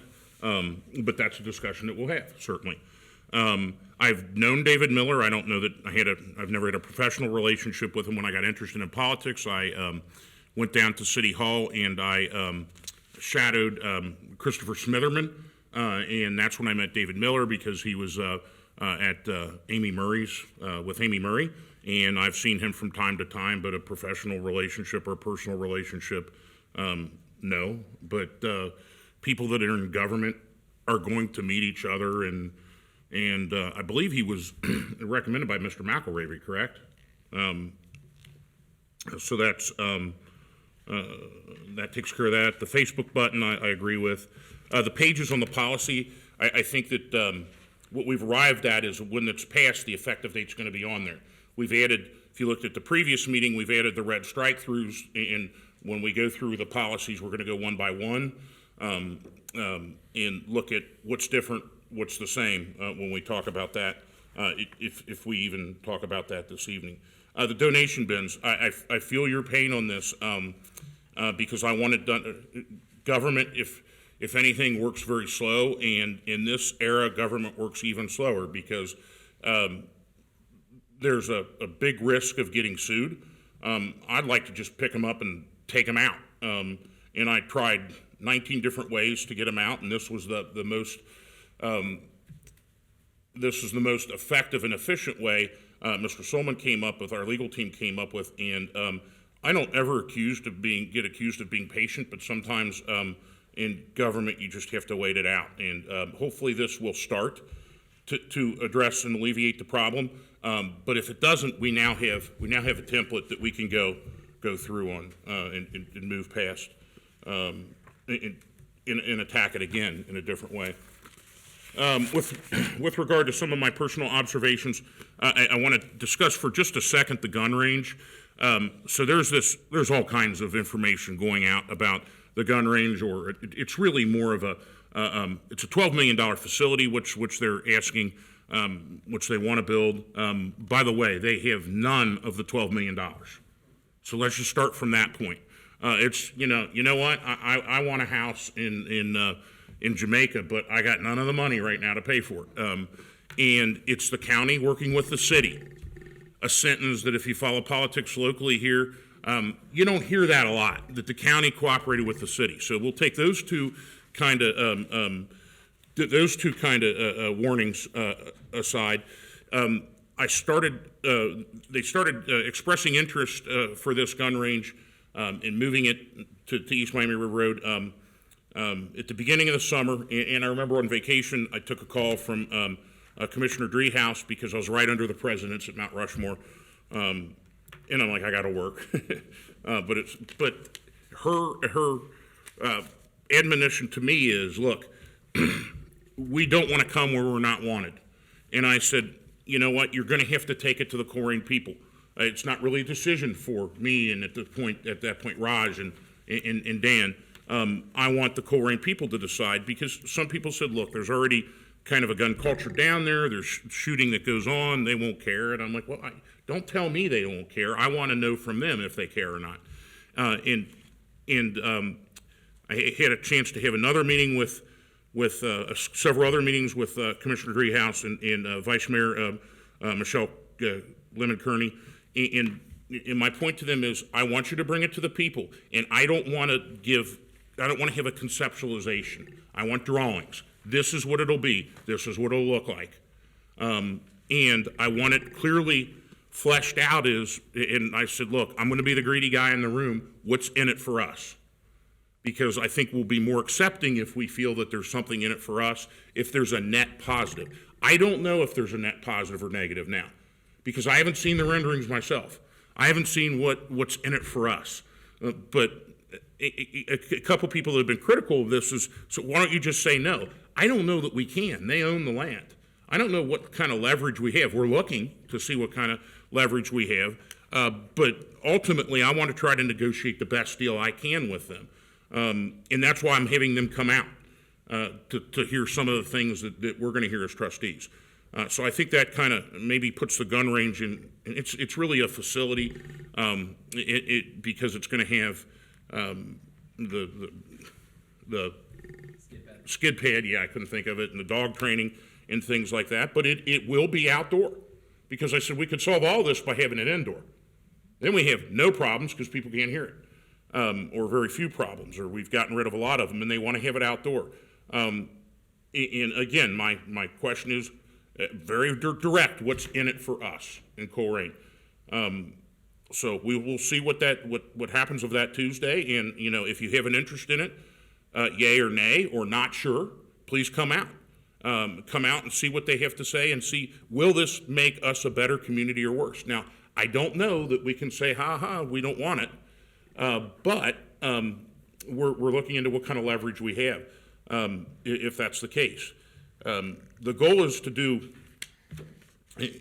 almost like it's not even a win-win, it's kind of a tie-tie. I don't know what the best solution is to this, but they seem, there's a lot of interest from the city of Evendale and city of Lincoln Heights, the city of Cincinnati, and Hamilton County to moving it here. So, I think it's important that we, as a community, kind of express where we are on this and see what we can, again, to sound crass, to see what we can get out of it.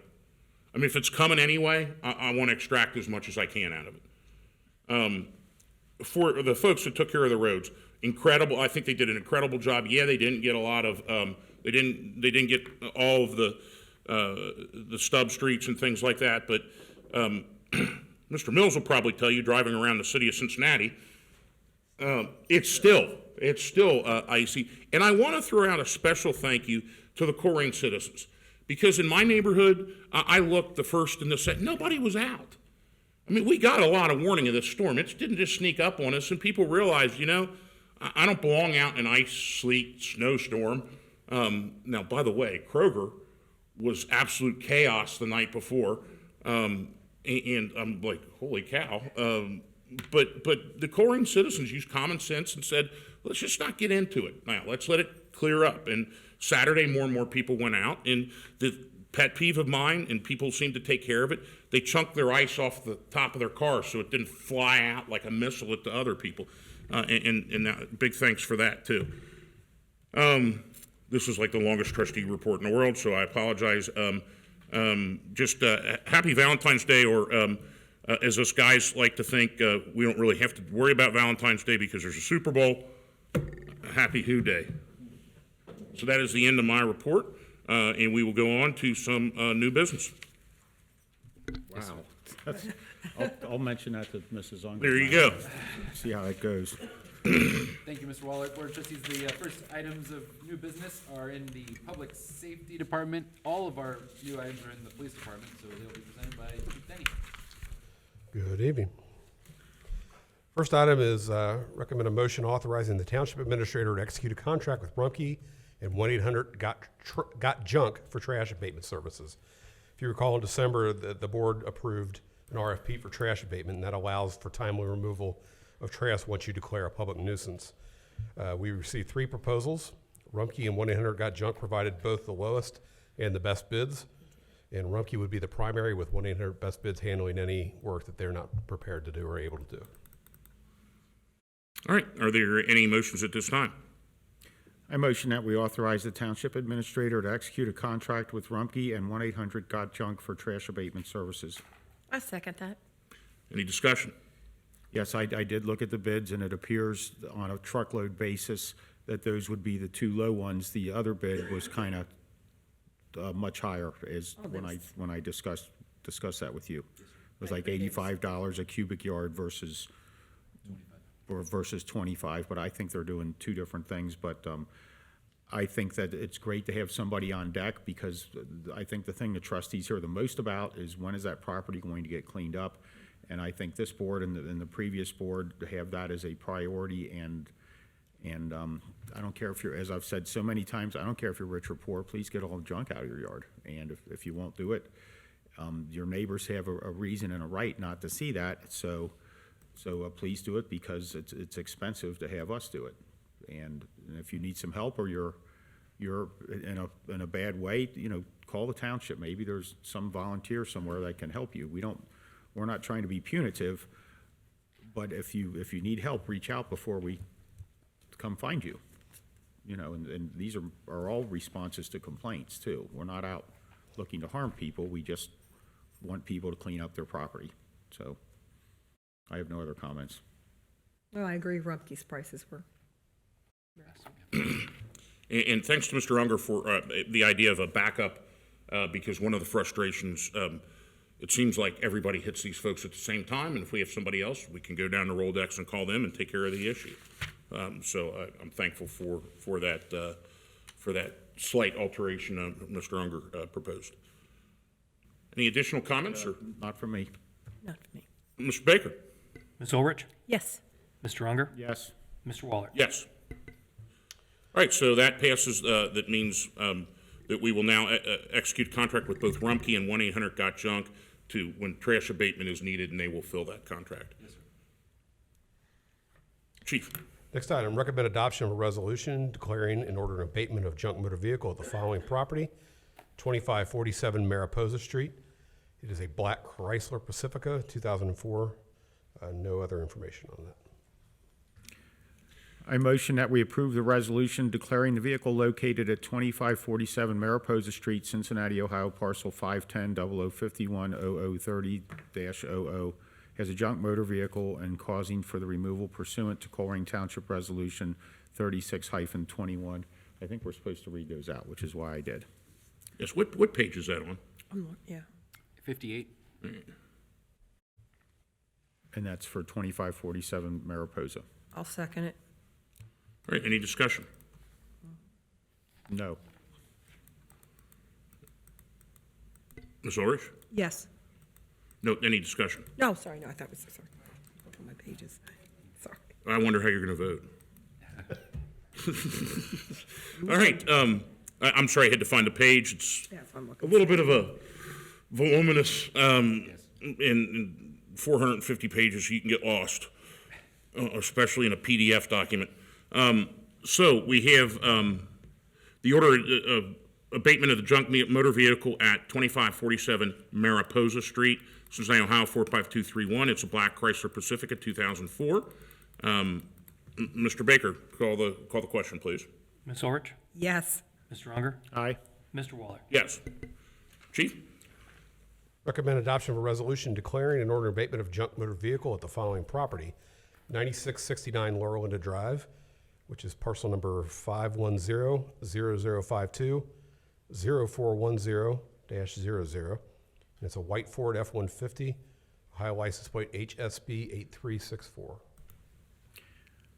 Thank you for reading that part of it, Mark. So I motion that we approve the resolution declaring a vehicle located at 9669 Laura Linda Drive, Cincinnati, Ohio, to declare that as a junk motor vehicle and causing the removal pursuant to a Colerain Township Resolution 3621.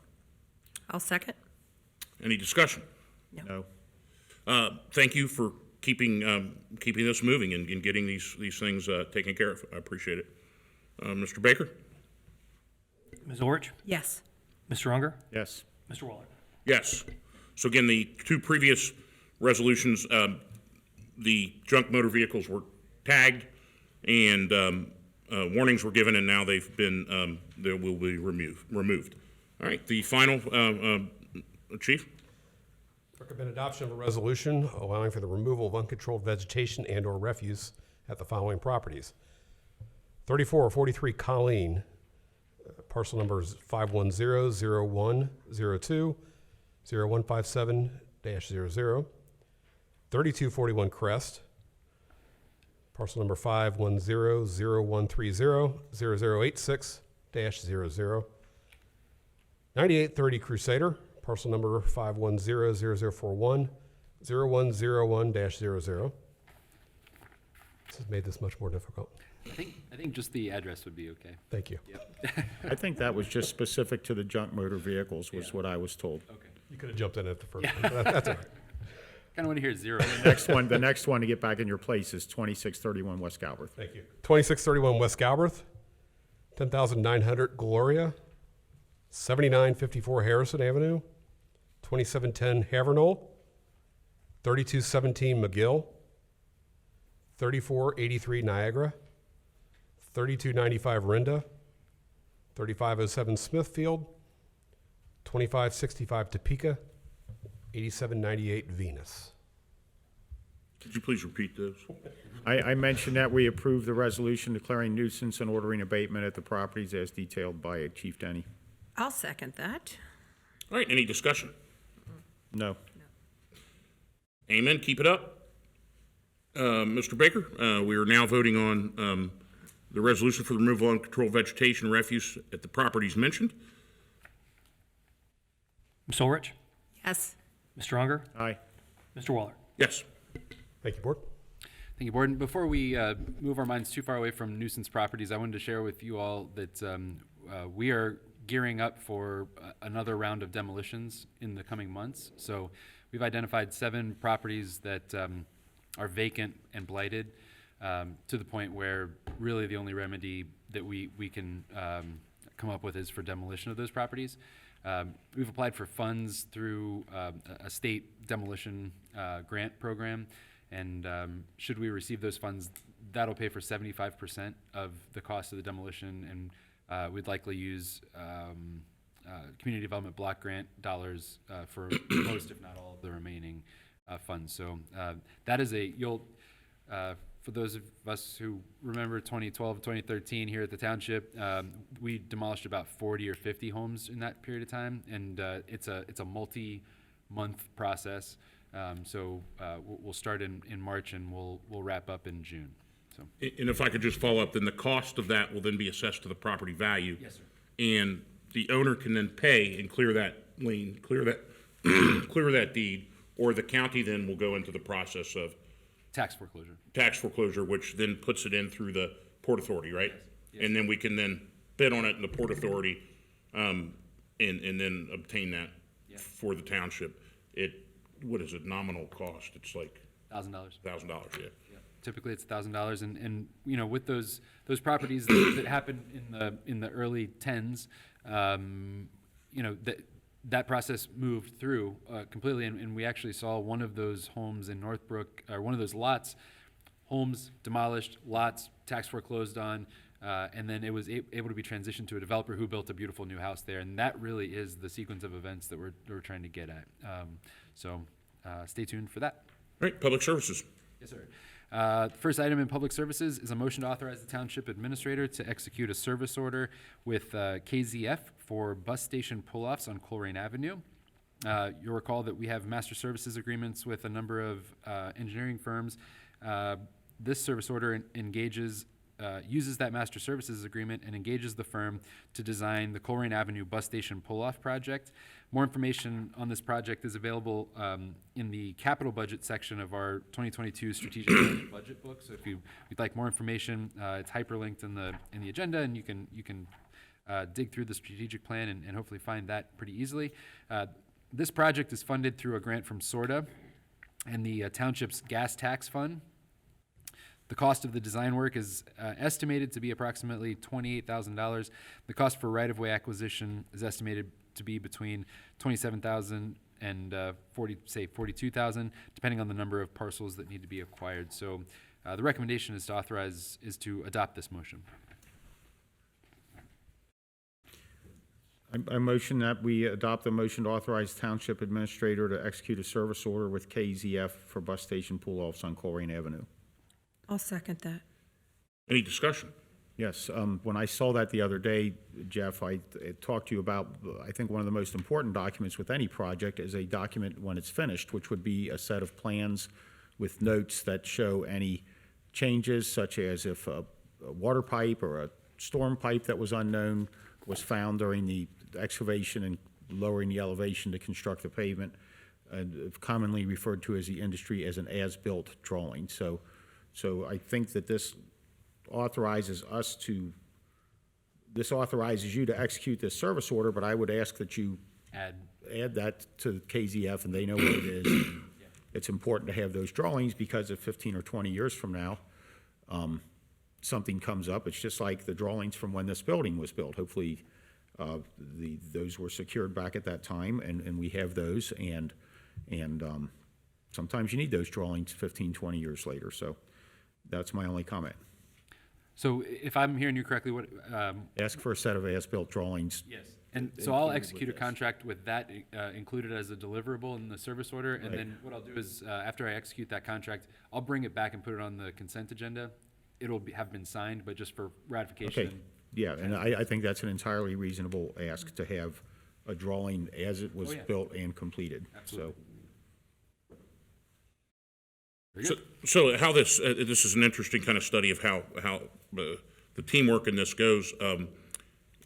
One of I think it was November of 2019, I went to Mr. Weckback and I said, hey, I think we can control a little bit of this traffic by these bus pull-offs. His response is, hold tight. His response is always a little bit hold tight, because I'm a little jumpy about things. And we think that we're going to, there might be some SORTA grants available. Of course, SORTA passed the tax, there was. And Mr. Roger Capal then he said, look, I got it. I've got this relationship with Metro. The process took a while to do, but I think it's going to make things better incrementally. It's not going to turn the place into, a rural area or anything, but the traffic behind the buses can be frustrating, especially when you're going to work and trying to fight that clock. So I appreciate everyone's commitment to this from the beginning to end, which has been rather lengthy. These things take time, and it's a significant investment in time, and I appreciate it.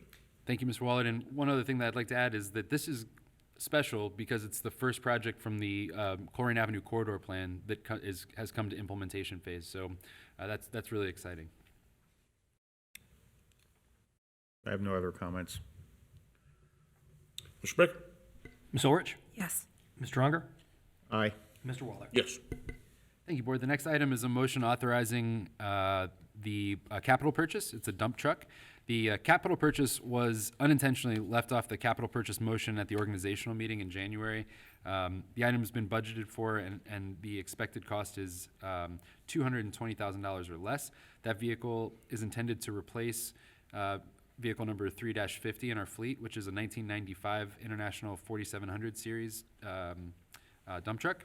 The vehicle body has substantial rust issues from nearly 3 decades of serving the township and salting the township, and you can imagine what that chassis looks like. So recommendation is to adopt. I motion that we authorize the capital purchase of a dump truck. I'll second. Any discussion? This follows up on the people want the snow pushed off of their streets. And you do need to update your equipment occasionally, and it's probably time to put another new piece of equipment into the fleet and then get rid of the oldest one or one of the oldest ones. Mr. Baker? Ms. Orich? Yes. Mr. Unger? Aye. Mr. Waller? Aye. Thank you, Board. And the last item in public services is a motion to increase the capital purchase for mowers. So when we were building the 2022 budget, we solicited quotes for the replacement of 2 mowers in the park division of the Public Services Department. These mowers were initially priced at $22,500 or $11,250 per unit, but prices have increased over the last 6 months, and the mowers now cost $23,500. That's a $1,000 difference. It would be covered by underspend on other park capital purchases, so we wouldn't need to increase appropriations at all. But you'll recall at the beginning of the year, we bring you a list of capital items and we say, if it's going to be over our estimate, we'll come back to you with that overage, and that's what this is. So the recommendation is to adopt. I motion that we increase the capital purchase of mowers. Motion to increase capital purchase mowers is how it is written. I'll second. Any discussion? It's important to keep our equipment updated. Yes, sir. All right, I call the question, Mr. Baker? Ms. Orich? Yes. Mr. Unger? Yes. Mr. Waller? Yes. All right, moving on to development. Yes, sir. And those items will be handled by our Development Director, Mr. David Miller.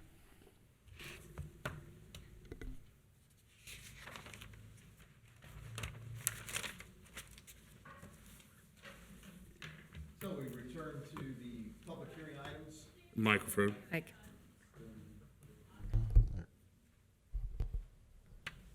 Lights green. There we go. All right. Return to our public hearing items. The zoning text amendment first item is the charitable donation containers. It's the mobile food service. You know what? I got them out of order. My apologies.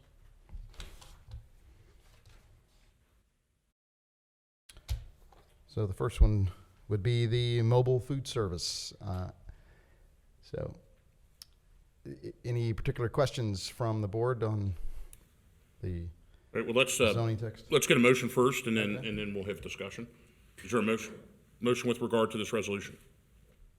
I motion that we approve the resolution adopting text amendments to the Colerain Township zoning resolution, adding regulations and definitions for case ZA 2021-07 mobile food services.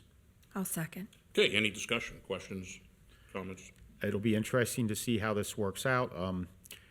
Some time back, the gentleman who owns Kirkwood Sweeper Shop came up and talked about the grass lot that was just north of China Chef, who makes marvelous good food there, next to Sheldon Street, and somebody had come and set up a temporary electric service, which wasn't really temporary, and they parked the truck there, and they were using Kirkwood Sweeper Shop's parking lot, which wasn't really fair to the customers of Kirkwood Sweeper Shop. So hopefully this, and it's a work in progress, but here we are, and it's been approved, and it's finally reached us. So hopefully this helps to resolve some of those issues, and let's see how it goes. Excuse me, I tend to agree that I don't know what I don't know yet about how this is going to look, how this is going to be implemented, but it's clear that we need to have some type of regulations on it, and that we may have to revisit it as soon as summer when all the food trucks arrive. It's there's two sides to this, in that you don't want food trucks to compete with your natural fixed businesses, but and the second part of it is food trucks tend to draw people. It's kind of a difficult kind of conundrum. Sure. And one thing that I would just note, Board, is that a lot of times food trucks are used to enliven events, and this would not regulate any type of event. So if you're used to seeing, food trucks at St. Anne's for their festival, or, Colerain, or the Chamber, or Willow Event Center, or Pebble Creek Event Center, if they're a short-term food truck event, there's no regulations on that. What this regulates really is when a food truck plants itself and stays there for a long period of time, and it restricts the geography of that to outside of Colerain Avenue. It's only in our neighborhood business districts where these things would be permitted. Think Cheviot, Pippin, the B1 neighborhood business districts. And then it makes sure that where those are allowed, that we're thinking through where the cars are going to park, where the picnic tables are going to go, and making sure that it's outside of, off of the sidewalk so people can walk, and, all those things. So hopefully, like you said, it's a work in progress, but it's a big first step. And I've got to applaud Mr. Miller's staff. Mr. Alec spent a great deal of time on this, and really, along with Scott Solomon, did a fantastic job. I thought it was very well done. Thank you. And we certainly want to encourage the liveliness that food trucks bring along. It's just that the case I referenced, the guy got an electric meter and set it up and was parking there, and with no concern at all for the asphalt parking lot on the north side of Colerain Avenue where Kirkwood parks his customers. And I did leave him a message over the weekend and yesterday, hey, this is on the agenda. So I don't think he's here, but hopefully he's watching at home. So no other comments from me. No. Mr. Baker? Ms. Orich? Yes. Mr. Unger? Aye. Mr. Waller? Yes. All right, the next item under development would be the zoning map amendment for 3545 and 3547 Springdale Road. As discussed in the public hearing, it is currently zoned for a planned development residential due to a zoning map amendment previously in 2019 that was not materialized, and the requester has asked that it be rezoned in order to allow for the construction of a Dairy Queen. And I would motion for approval of the resolution of a rezoning request, case number ZA 2021-09, approximately 1.701 acres area located at 3545 and 3547 Springdale Road, from PD-R Plan Development Residential to B2 General Business District. I'll second. Any discussion? Yes, the Mexican restaurant that used to be there was Xochimilco, and I used to go in there, and they had good food there. And I remember when the previous restaurant was there as well. And Was that the steak? Yeah. Okay. and I remember when my parents took me up to Colerain and Springdale, and we were watching Northgate Mall built. So I remember when it was 2 lanes north of Springdale. So there's been a lot of change, and I wish these folks the greatest success in their endeavor. I think it'll be a nice addition, and according to my husband, they got great lunches. Mr. Miller, you had me at Dairy Queen. Mr. Baker? Ms. Ulrich? Yes. Mr. Unger? Aye. Mr. Waller? Yes. Thank you very much. The final development item is a zoning text amendment relative to charitable donation containers. I've had some discussion already this evening about that, but as we have already noted, that problems tend to crop up with illegal dumping at some of these locations, and this will help provide some boundaries for those that do want to accept donations. I am aware of Matthew 25 being a predominant one that has the blue containers throughout the region, and certainly they do a lot of good, but they can also draw some problems, and this will provide those boundaries. So the Zoning Commission recommends the approval of the text amendment. I motion that we approve the resolution adopting text amendments to the Colerain Township zoning resolution, adding regulation and definitions for case ZA 2022-01 charitable donation containers. I'll second. Any discussion? Yes, when I was reading through this the other day, I'm not finding that spot right there.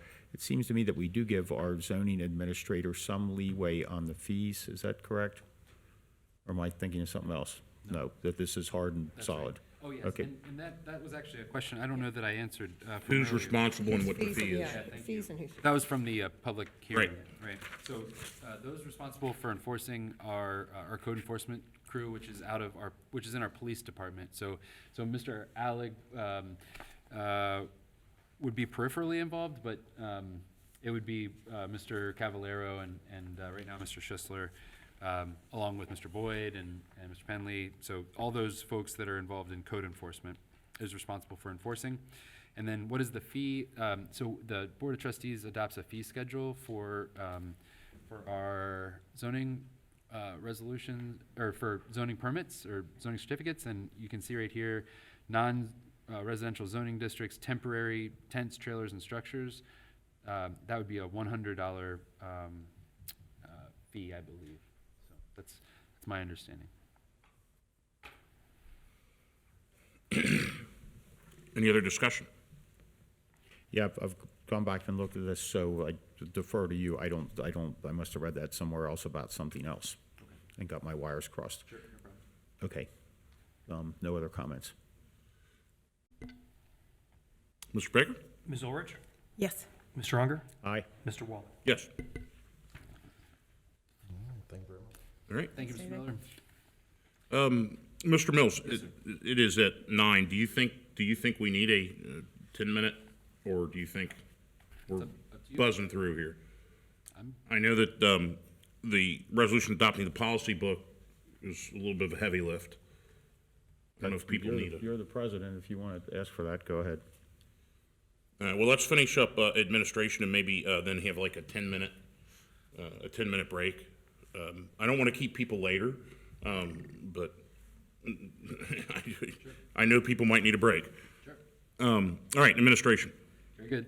Thank you, Mr. Waller. The next item is a motion to issue a request for qualifications for professional design and engineering services. In 2020, the township issued an RFQ, request for qualifications for professional design and engineering services. As a result of this RFQ, the township entered into several contracts, or those master services agreements that I was talking about in a previous item, for these services. Colerain indicated in the initial documents that the township would solicit additional proposals after a 2-year period to determine if any additional firms should be engaged for contractual work. So what this does, Board, is in addition to the stable of engineering firms that we have a master services agreement with, this would allow for other firms to submit their qualifications to see if we would like to enter into agreements with them. And I'll tell you from experience, there is a hole or a gap in the engineering firms that we have contracted with, and that's for like the small to mid-sized firms that are interested in doing design work for, you know, a quarter-mile sidewalk stretch or something like that. You know, the folks that do ODOT work are not interested in a small project like that, and so hopefully through this new RFQ, we'll add folks to our stable of engineers that are interested in those size projects. Recommendation is to adopt the motion. I motion that we issue a request for qualifications for professional design and engineering services. I'll second. I think it's good to have, the more that you choose from, the more competition breeds competence. And just to be clear, the ones who applied at the previous application period, they remain. They do not need to reapply. They are already here. Yes, Okay. Any other comments? None from me. Mr. Baker? Ms. Orich? Yes. Mr. Unger? Aye. Mr. Waller? Yes. All right, administration, the motion to authorize township executive agreement with Secure Cyber Defense. Yes, sir. Mr. McElravy will be presenting this one. Good evening, Board. The next item is a motion to authorize the administrator to enter into an agreement with Secure Cyber Defense for the implementation of an upgrade to the township's Wi-Fi system. This agreement will allow us to update the Wi-Fi infrastructure for all of the facilities of the township. The current system was installed in 2015, and there have been significant advances in security that would come with this new system. There also are several places in the township, two that spring to mind, just top of mind, are downstairs in the basement and then also in the back of the police department where the service is spotty. And this will address that. It's a total of 37 access points that will be installed. The contract includes 3 years of technical support and also assistance with the installation and configuration, and the staff recommendation is adoption of the motion. Any motions?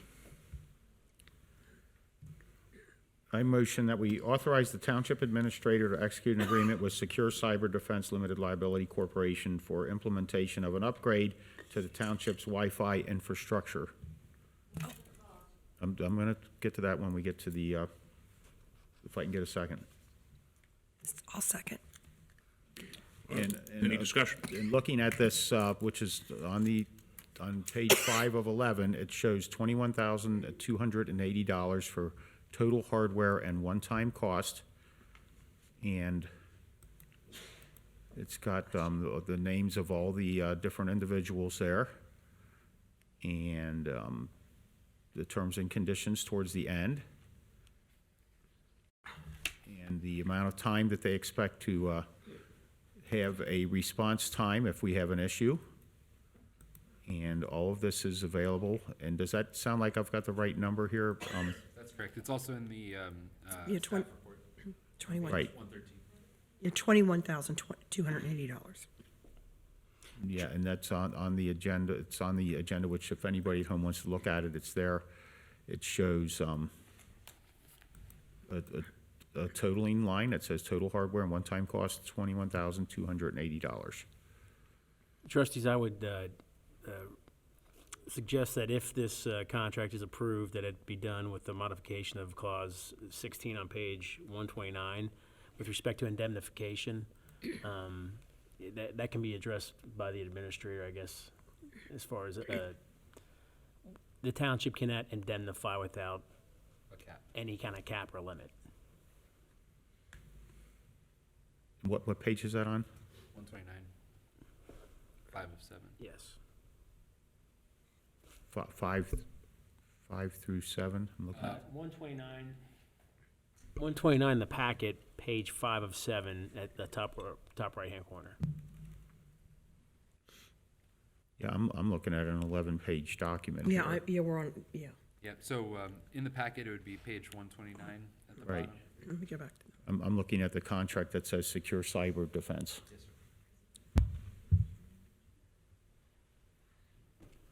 And so the exact modification you want to, Just there's a section 16, paragraph 16 on that page would need to be modified, so it's either capped or.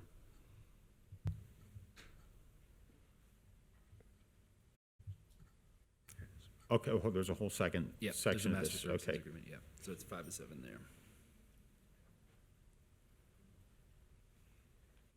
Yeah, I got it. 12, 13, 14, 15, 16. Indemnification, each party will indemnify and hold harmless the other party, its shareholders, members, directors, officers, employees against all claims, demands, et cetera. So you want to modify that to say what? Either take out the fact that we will indemnify them and/or put a cap, a limit on that.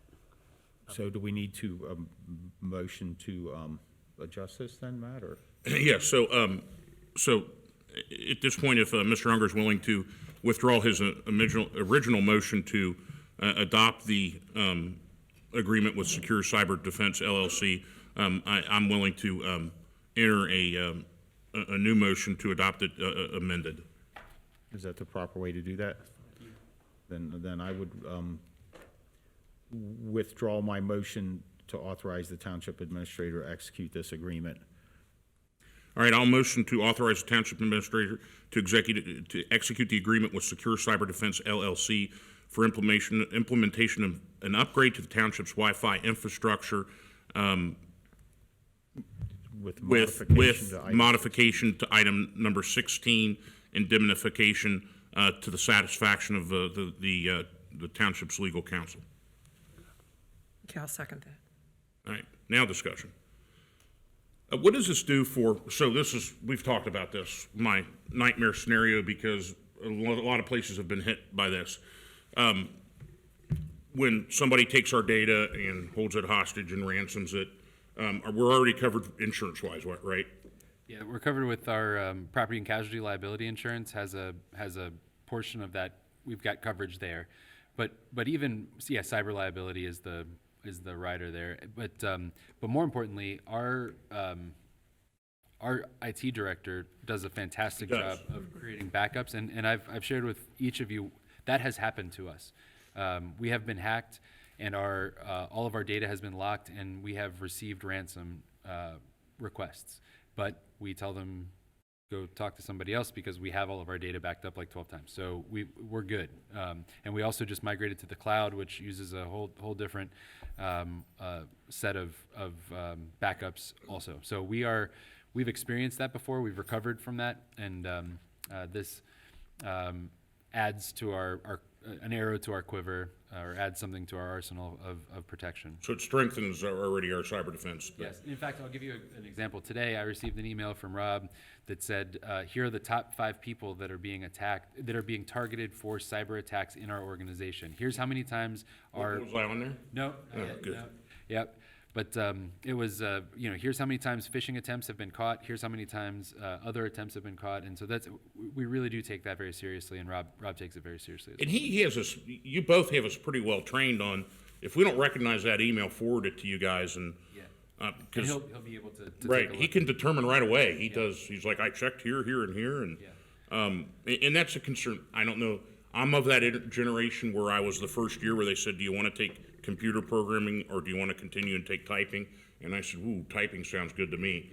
And life changed for me ever after, because this whole computer stuff, I'm computer illiterate, but I'm glad to hear that we have functions and that this will increase our protection from cyber attacks, because it's happening on a frequent basis. Yes, sir.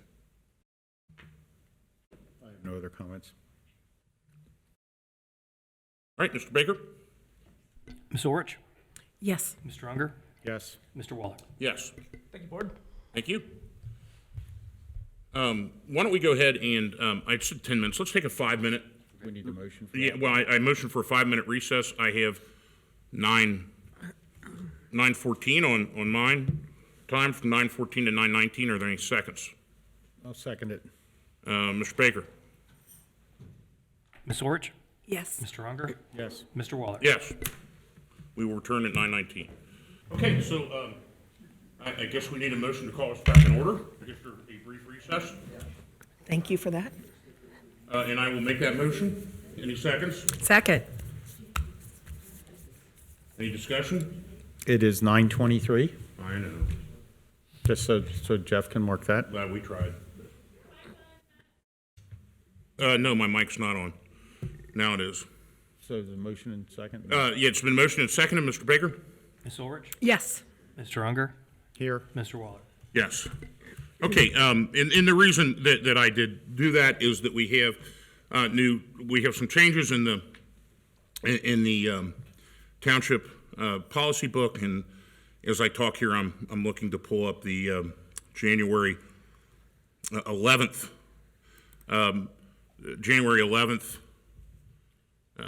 Agenda, which agenda had and the, packet, because that actually has it redlined what the changes are, and we'll go through, as soon as I find that, we'll go through the changes. So, and I think that so I'm gonna be looking at, while we do this, the January, and I know that there's been at least one change that Mr. Mills has made for our consideration since the January one, but I will not have that in front of me because I'm lucky I can I look at. know what it is. It's Okay. something I suggested.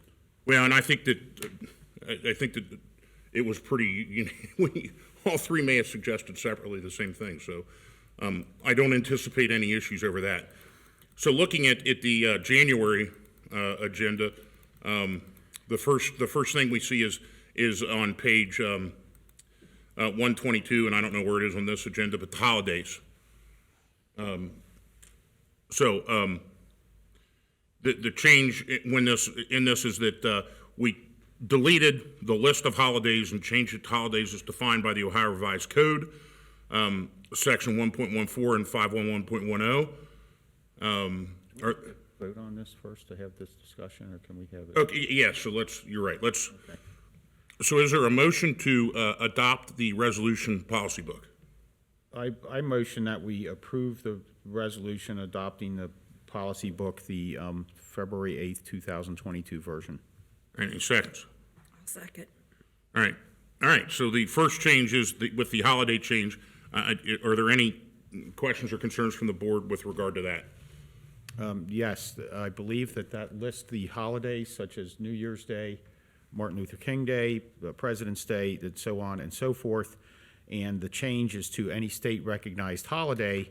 And we'll need to do a little bit of research. That would only affect our non-contract employees or non-union employees, because our union employees, I believe their contracts have those days spelled out. And for instance, last year, President Biden created another day called Juneteenth, which recognizes an event that happened in Texas, and the state of Ohio legislator and governor signed off, and so that's now a state of Ohio holiday, Juneteenth. However, it's not listed in what was approved in the union contracts. So I guess at the time of next contract, and we'll need to have Scott sort that out, but at the time of when that contract's up for renewal, they'll need to put that in the contract unless we're overridden by state law. So with respect to that part of the policy book, I don't think that would prevent us from approving it, because I believe our union contracts supersede the policy book. But I wanted to point that out because that is another day off work, and when you have the number of employees we have and give out holiday pay, it's quite an expense. So that's my comment on that particular policy matter, Kathy. So my question is, are we okay on this while this sorts out? Yes. Mr. Unger, are you okay while it sorts out, I guess? Yes, Okay. yeah, because I think the union contract trumps what's in the policy book, if it's a specifically negotiated contract. And, I remember years ago, Columbus Day was a big day off, and now a lot of places don't recognize that. And, as government interest changes, sometimes those holidays change. Right, the next change that I see is in vacation leave, which I think this has been updated in the new version, but the change is of what, actually the first change is what employees may carry and they cannot accumulate 2 years vacation time. More than 2 years vacation time. Right. Reviewed on a quarterly basis, and any days over the 2 year will be forfeited. Yes, sir. There's a procedure for appealing that, and the reason for an appeal to be granted would be, for example, in our police or fire departments where mandatory overtime is required. If you're mandated overtime and you are unable to take vacation as a result of mandated overtime, or or if you're trying to prevent overtime from occurring and you would cancel a vacation, you have an opportunity to present your case for why you were not able to use that vacation time to a board of 3 people, and then there's a decision that's made and a period of time by which you have to use that vacation time can be. So there is an appeals process that's built in, but. So who's that board of 3 people? It's the township administrator, the human resources specialist, and the department director from the department that it comes from. Okay, and then if the decision rendered is not in the employee's favor, is there an appeal process to that? No. Okay. Scott, does there need to be? I don't think so, no. Okay. Any issues with that? I think the next issue going forward is the one that has been changed with the accrual of sick leave from government agencies. And originally it was written that 10 years, I believe. 10 years on the date in which the employee last terminated employment with that public agency. In the suggestion by Mr. Unger, and I know that I had talked to Mr. Mills a little bit about this too, but your suggestion on that was to change it to what? I believe 30 days, is that what it says, Jeff? Yeah, let me pull it up so we can look at it together. And that would be because I'm fine doing that as long as somebody's moving from one Ohio government, such as a township or village or city, to another one.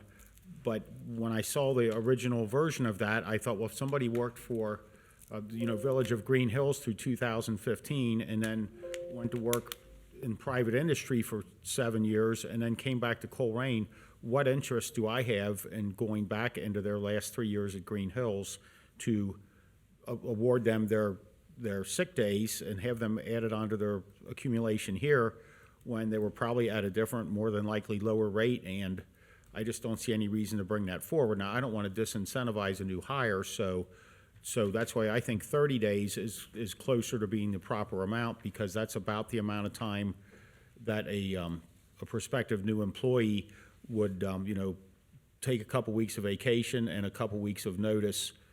If they gave their employer 2 or 3 weeks or a month notice to finish up their work there, then they're moving directly here and not going to some other place. So I just don't see any need to bring back sick days from years and years ago. If you want to keep those, then stay with that employer. So. Yes, as I understood it, you wanted to prevent that gap in service from counting, right? It was like, if you have a gap in service, then we don't go back Right, beyond. kind of the same thing. You've managed to put it in a few words, and I tried to use a lot of words, so thank you for putting it in a few words. That's fine. So it was 30 days is what's in the agenda for this evening. That was the only change that I'm aware of that was made between last month and this month. And yep, that's in there. And I support Mr. Unger's reinterpretate or rewording of that, or what you guys have come up with. We have 60-month level. There's been changes in the cell phone policy. And I think you covered that. I don't know if anybody has issues with where that's at currently.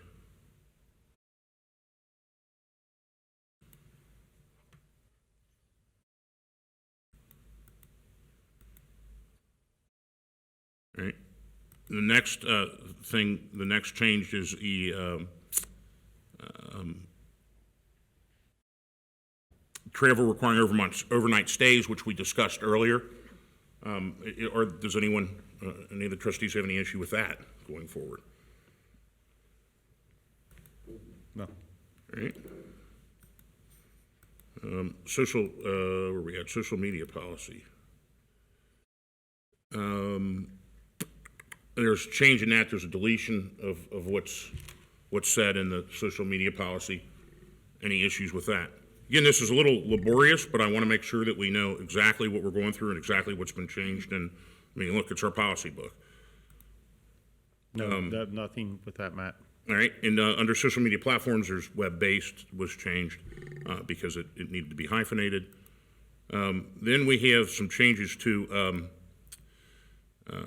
actions. Examples of circumstances might result in disciplinary action, included not limited to, and we've released, or we've taken off, posting inappropriate and or non-work related content during official township functions, personal insults, ethnic and racial slurs, obscenity, or any other conduct, posts that would create conflict with coworkers, unauthorized use of township logo, and anything that could negatively affect the public perception. So perhaps we'll talk about. So are these all First Amendment issues that we're concerned about, I think? Yes, sir. We're just trying to align with best practice and legal responsibility. And so, this is an interesting kind of problem here because, I would bet that if I on my day job made an ethnic or racial slur on Facebook, I'd be gone. So it's my understanding that First Amendment issues don't apply to the workplace; they apply for government protections. Yeah, and we have a disciplinary policy that precludes employees from making those types of remarks. Yeah.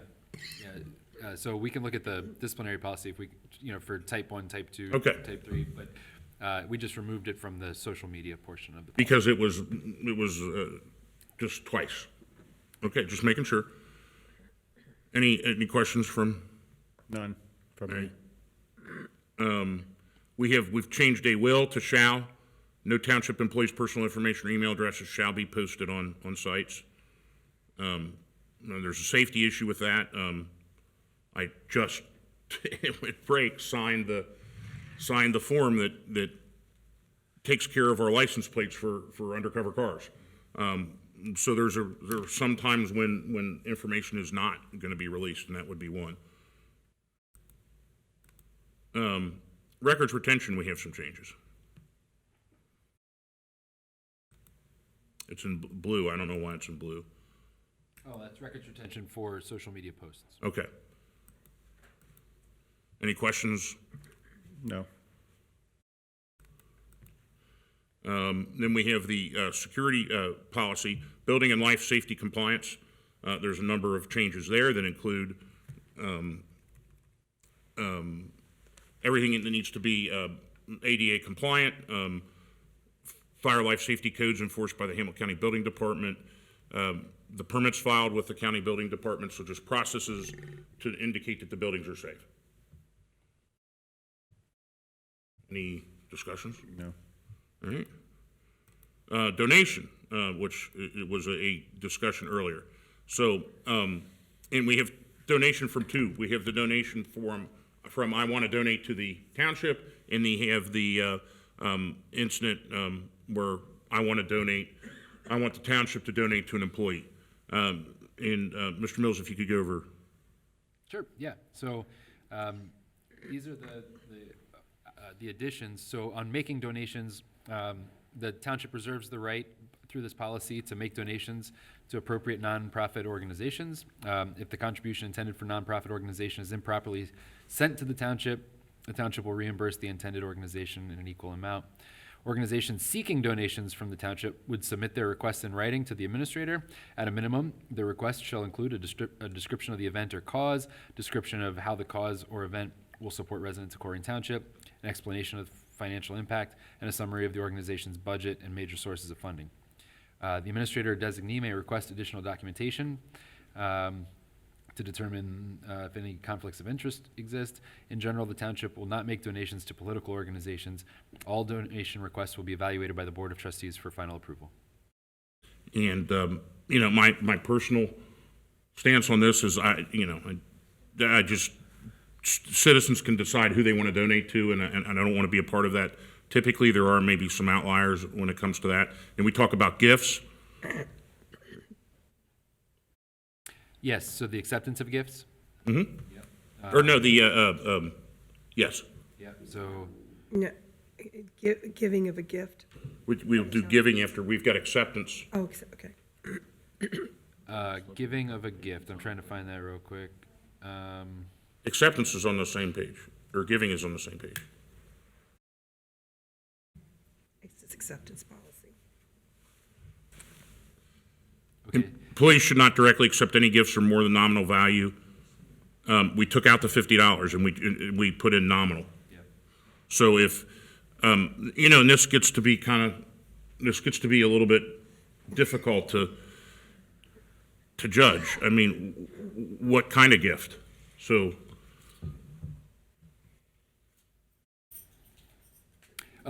Okay, oh, you're asking me that question. Yeah. I'm sorry, I apologize. I don't know. So for example, when Mr.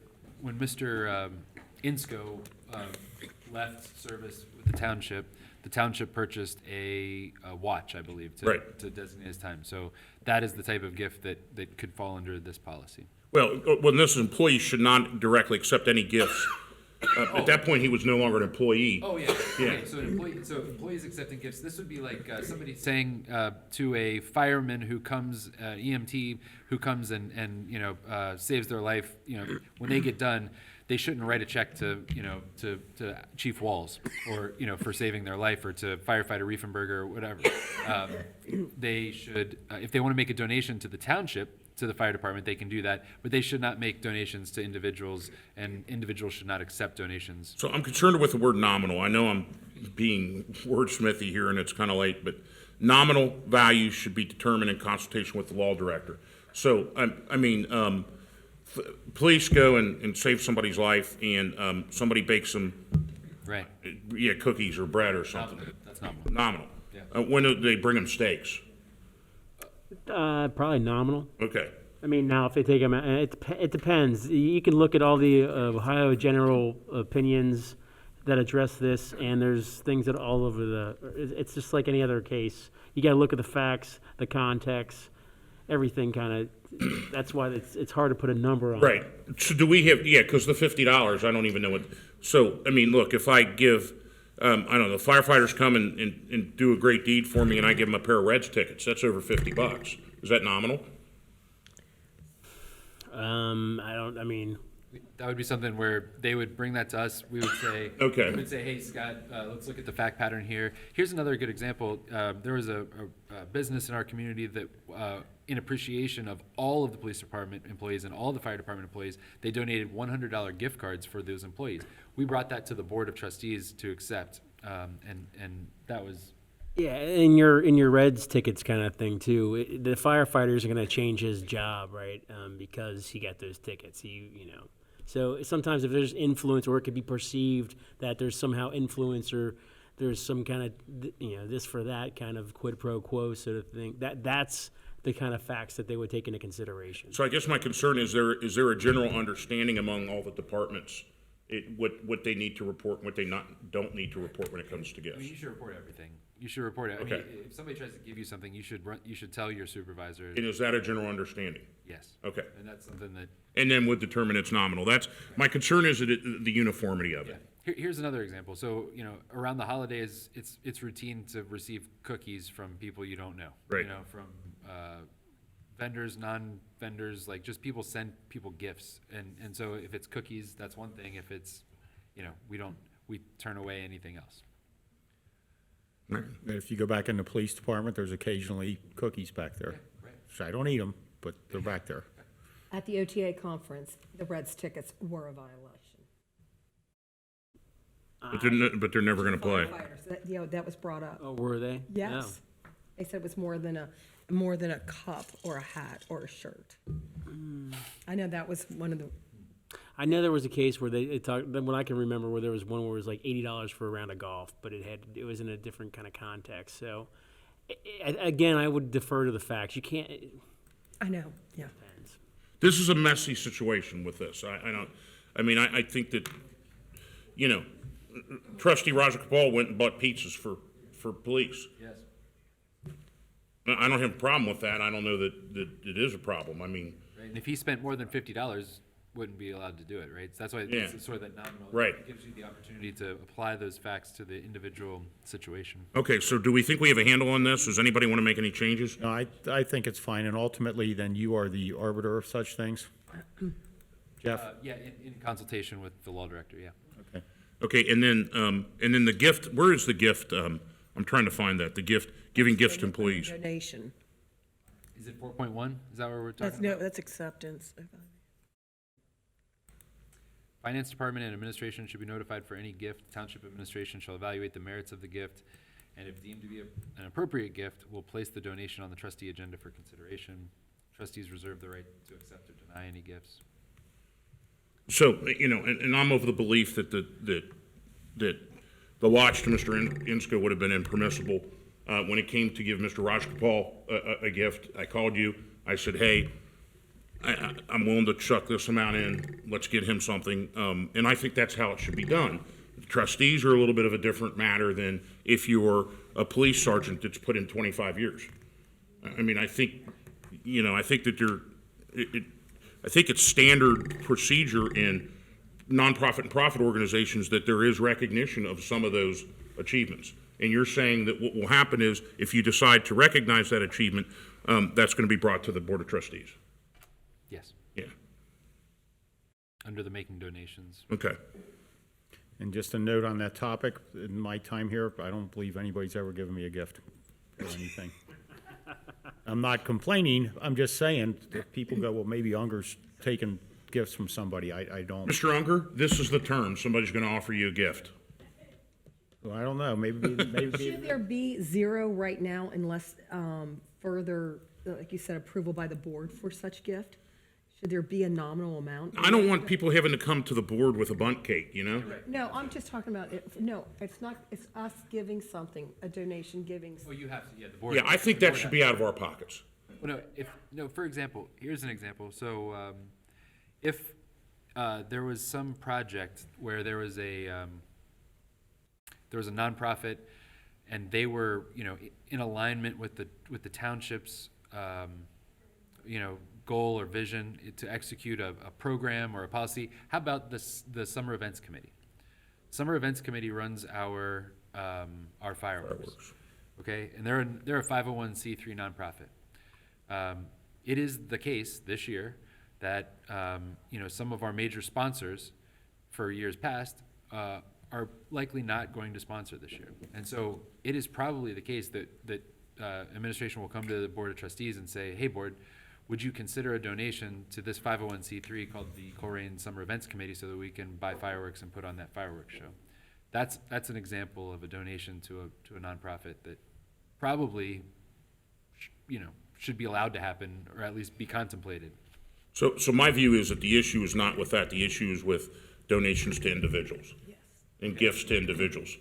Okay, so that's not making donations, that's receiving donations. Well, no, like the township buying the watch kind of thing. Okay. Yeah.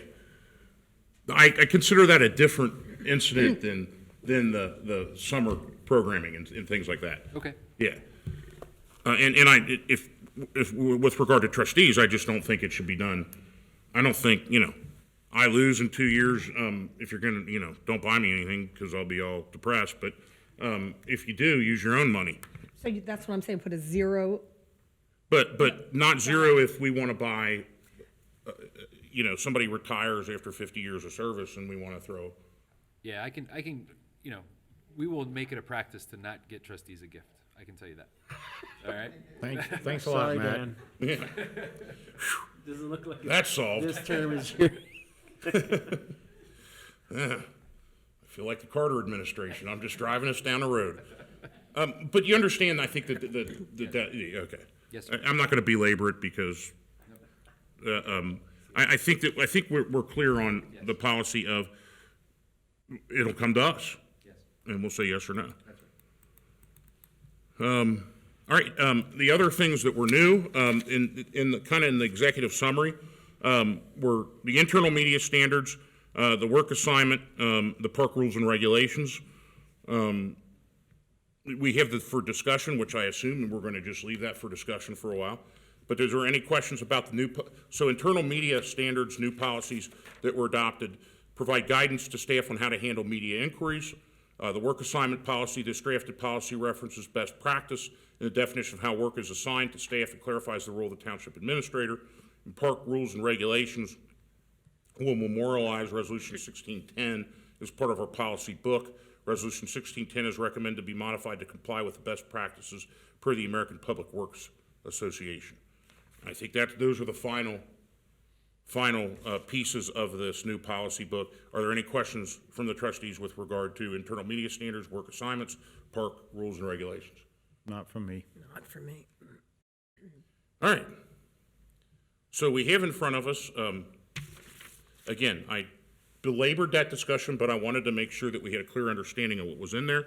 We have a valid motion and a second to approve the new. And I'll make one last Yes. comment. Yes, sir. So folks know that are watching at home, we can't talk outside of meetings. That's why it takes time to hammer all this stuff out here, so. For folks watching at home, that's another drink.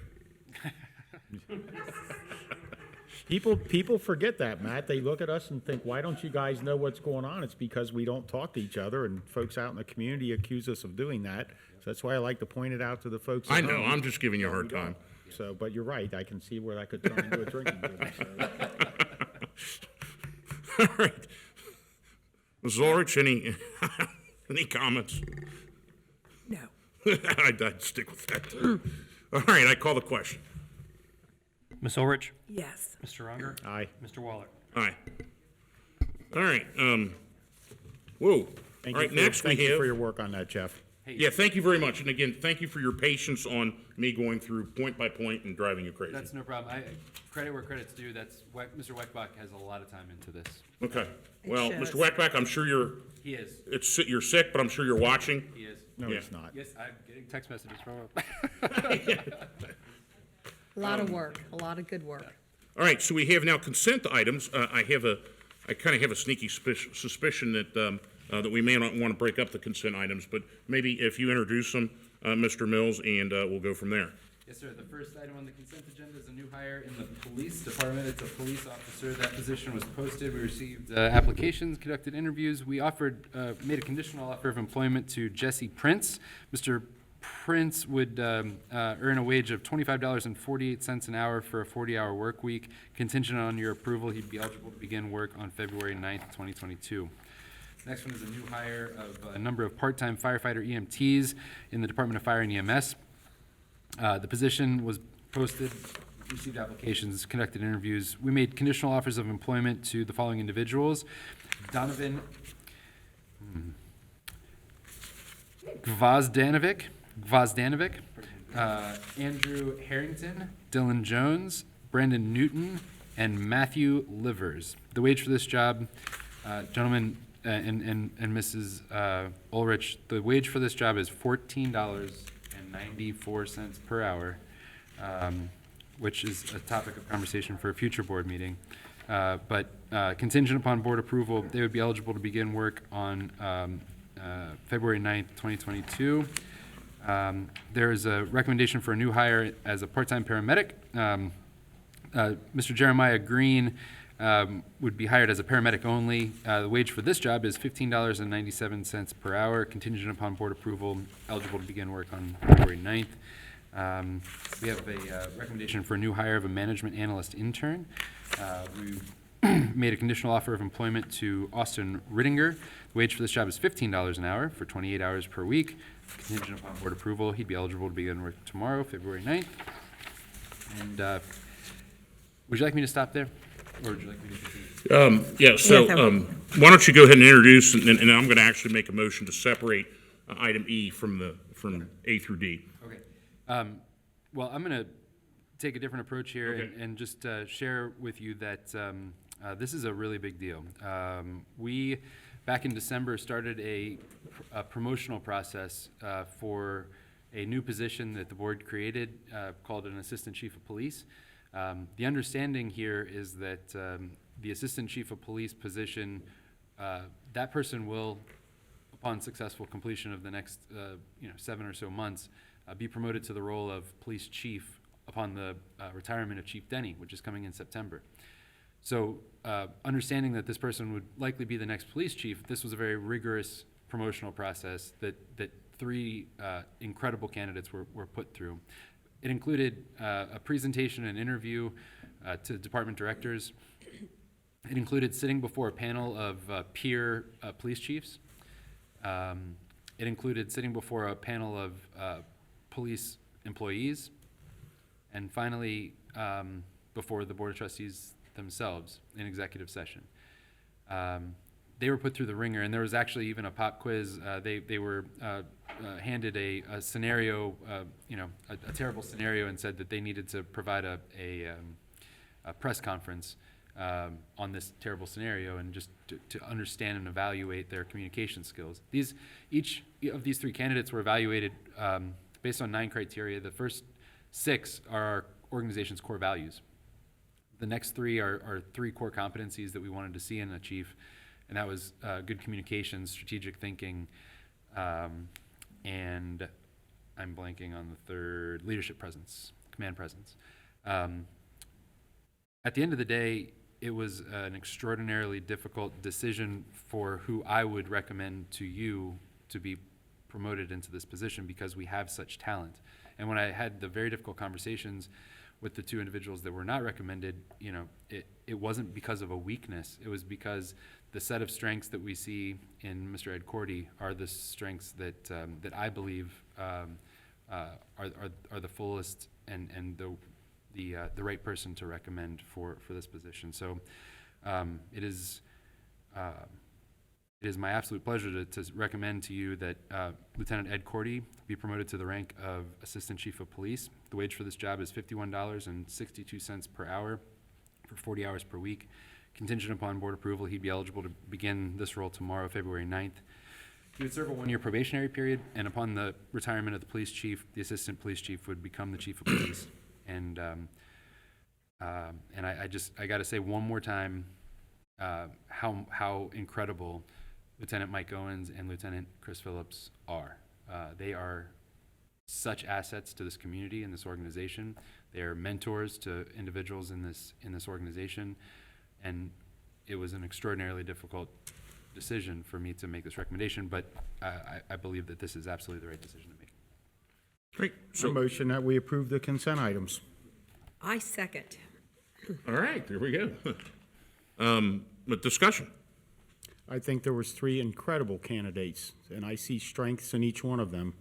And I hope that the other 2 stick around, because we need all 3 of them to stay with the department. And I hope that Ed's leadership encourages more good quality people to stay around. And I think we've turned a corner, and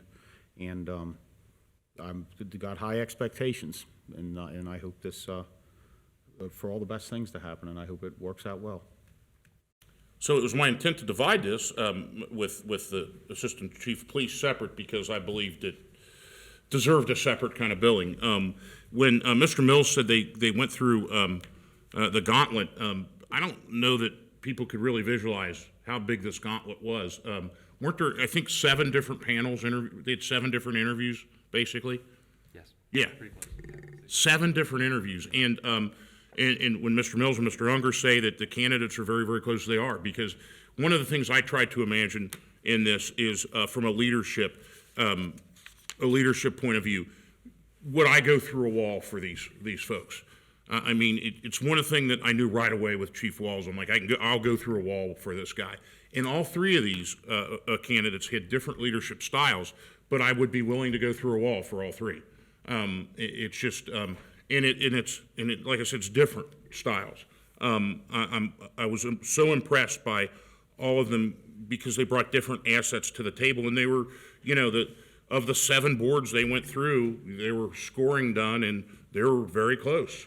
But I'm proud to support Mr. Officer Cordy for the Assistant Chief of Police job. I think that his role as a mentor for other police officers, and his ability to kind of balance generations. He knows how to deal with the officers that might be 25-year vets, and he knows how to deal with the officers we just swore in. And that was clear to me in the questioning because I asked, what do you see as the difference between the newly sworn-in officer and the one that's been there 15, 20 years? And he gave me the exact answer I expected. It told me that he has been considering this in his leadership roles, and a number of other questions that he answered that I thought were difficult questions right on. Doesn't take away from the other two who did a fantastic job as well.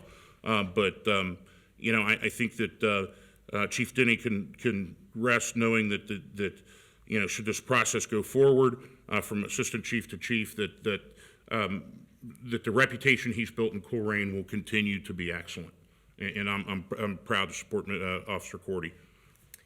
With that being said, I agree with what both they said, and all three candidates once again brought tremendous value to Colerain Township. And I'm sorry for the other two people, but I'm super proud of Ed Cordy. When he came here, he came with a strategic plan. He had not what we could do, but we're doing. He was hands-on right away, and I was most impressed with your interview, and I'm so proud for you.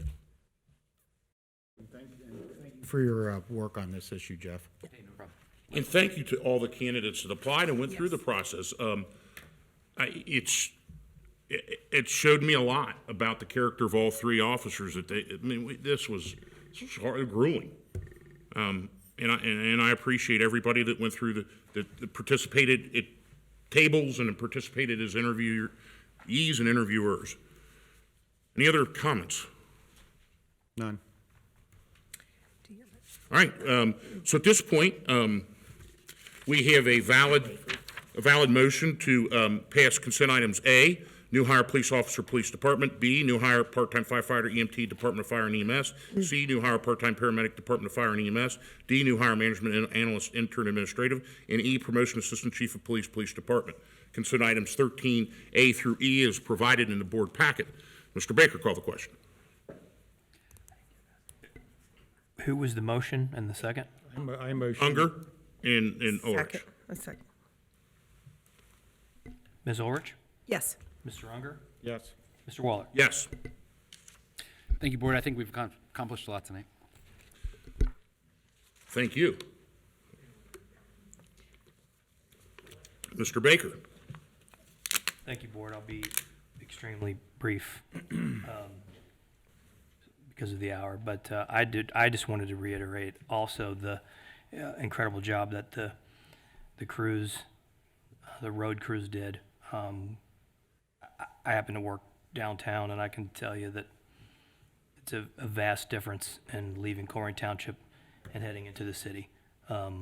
Still today, there was nowhere to park downtown still today. So hopefully this ice will melt soon, but that's all I have. Thank you. Oh, and Houday.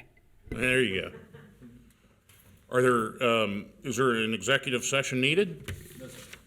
Are there any motions?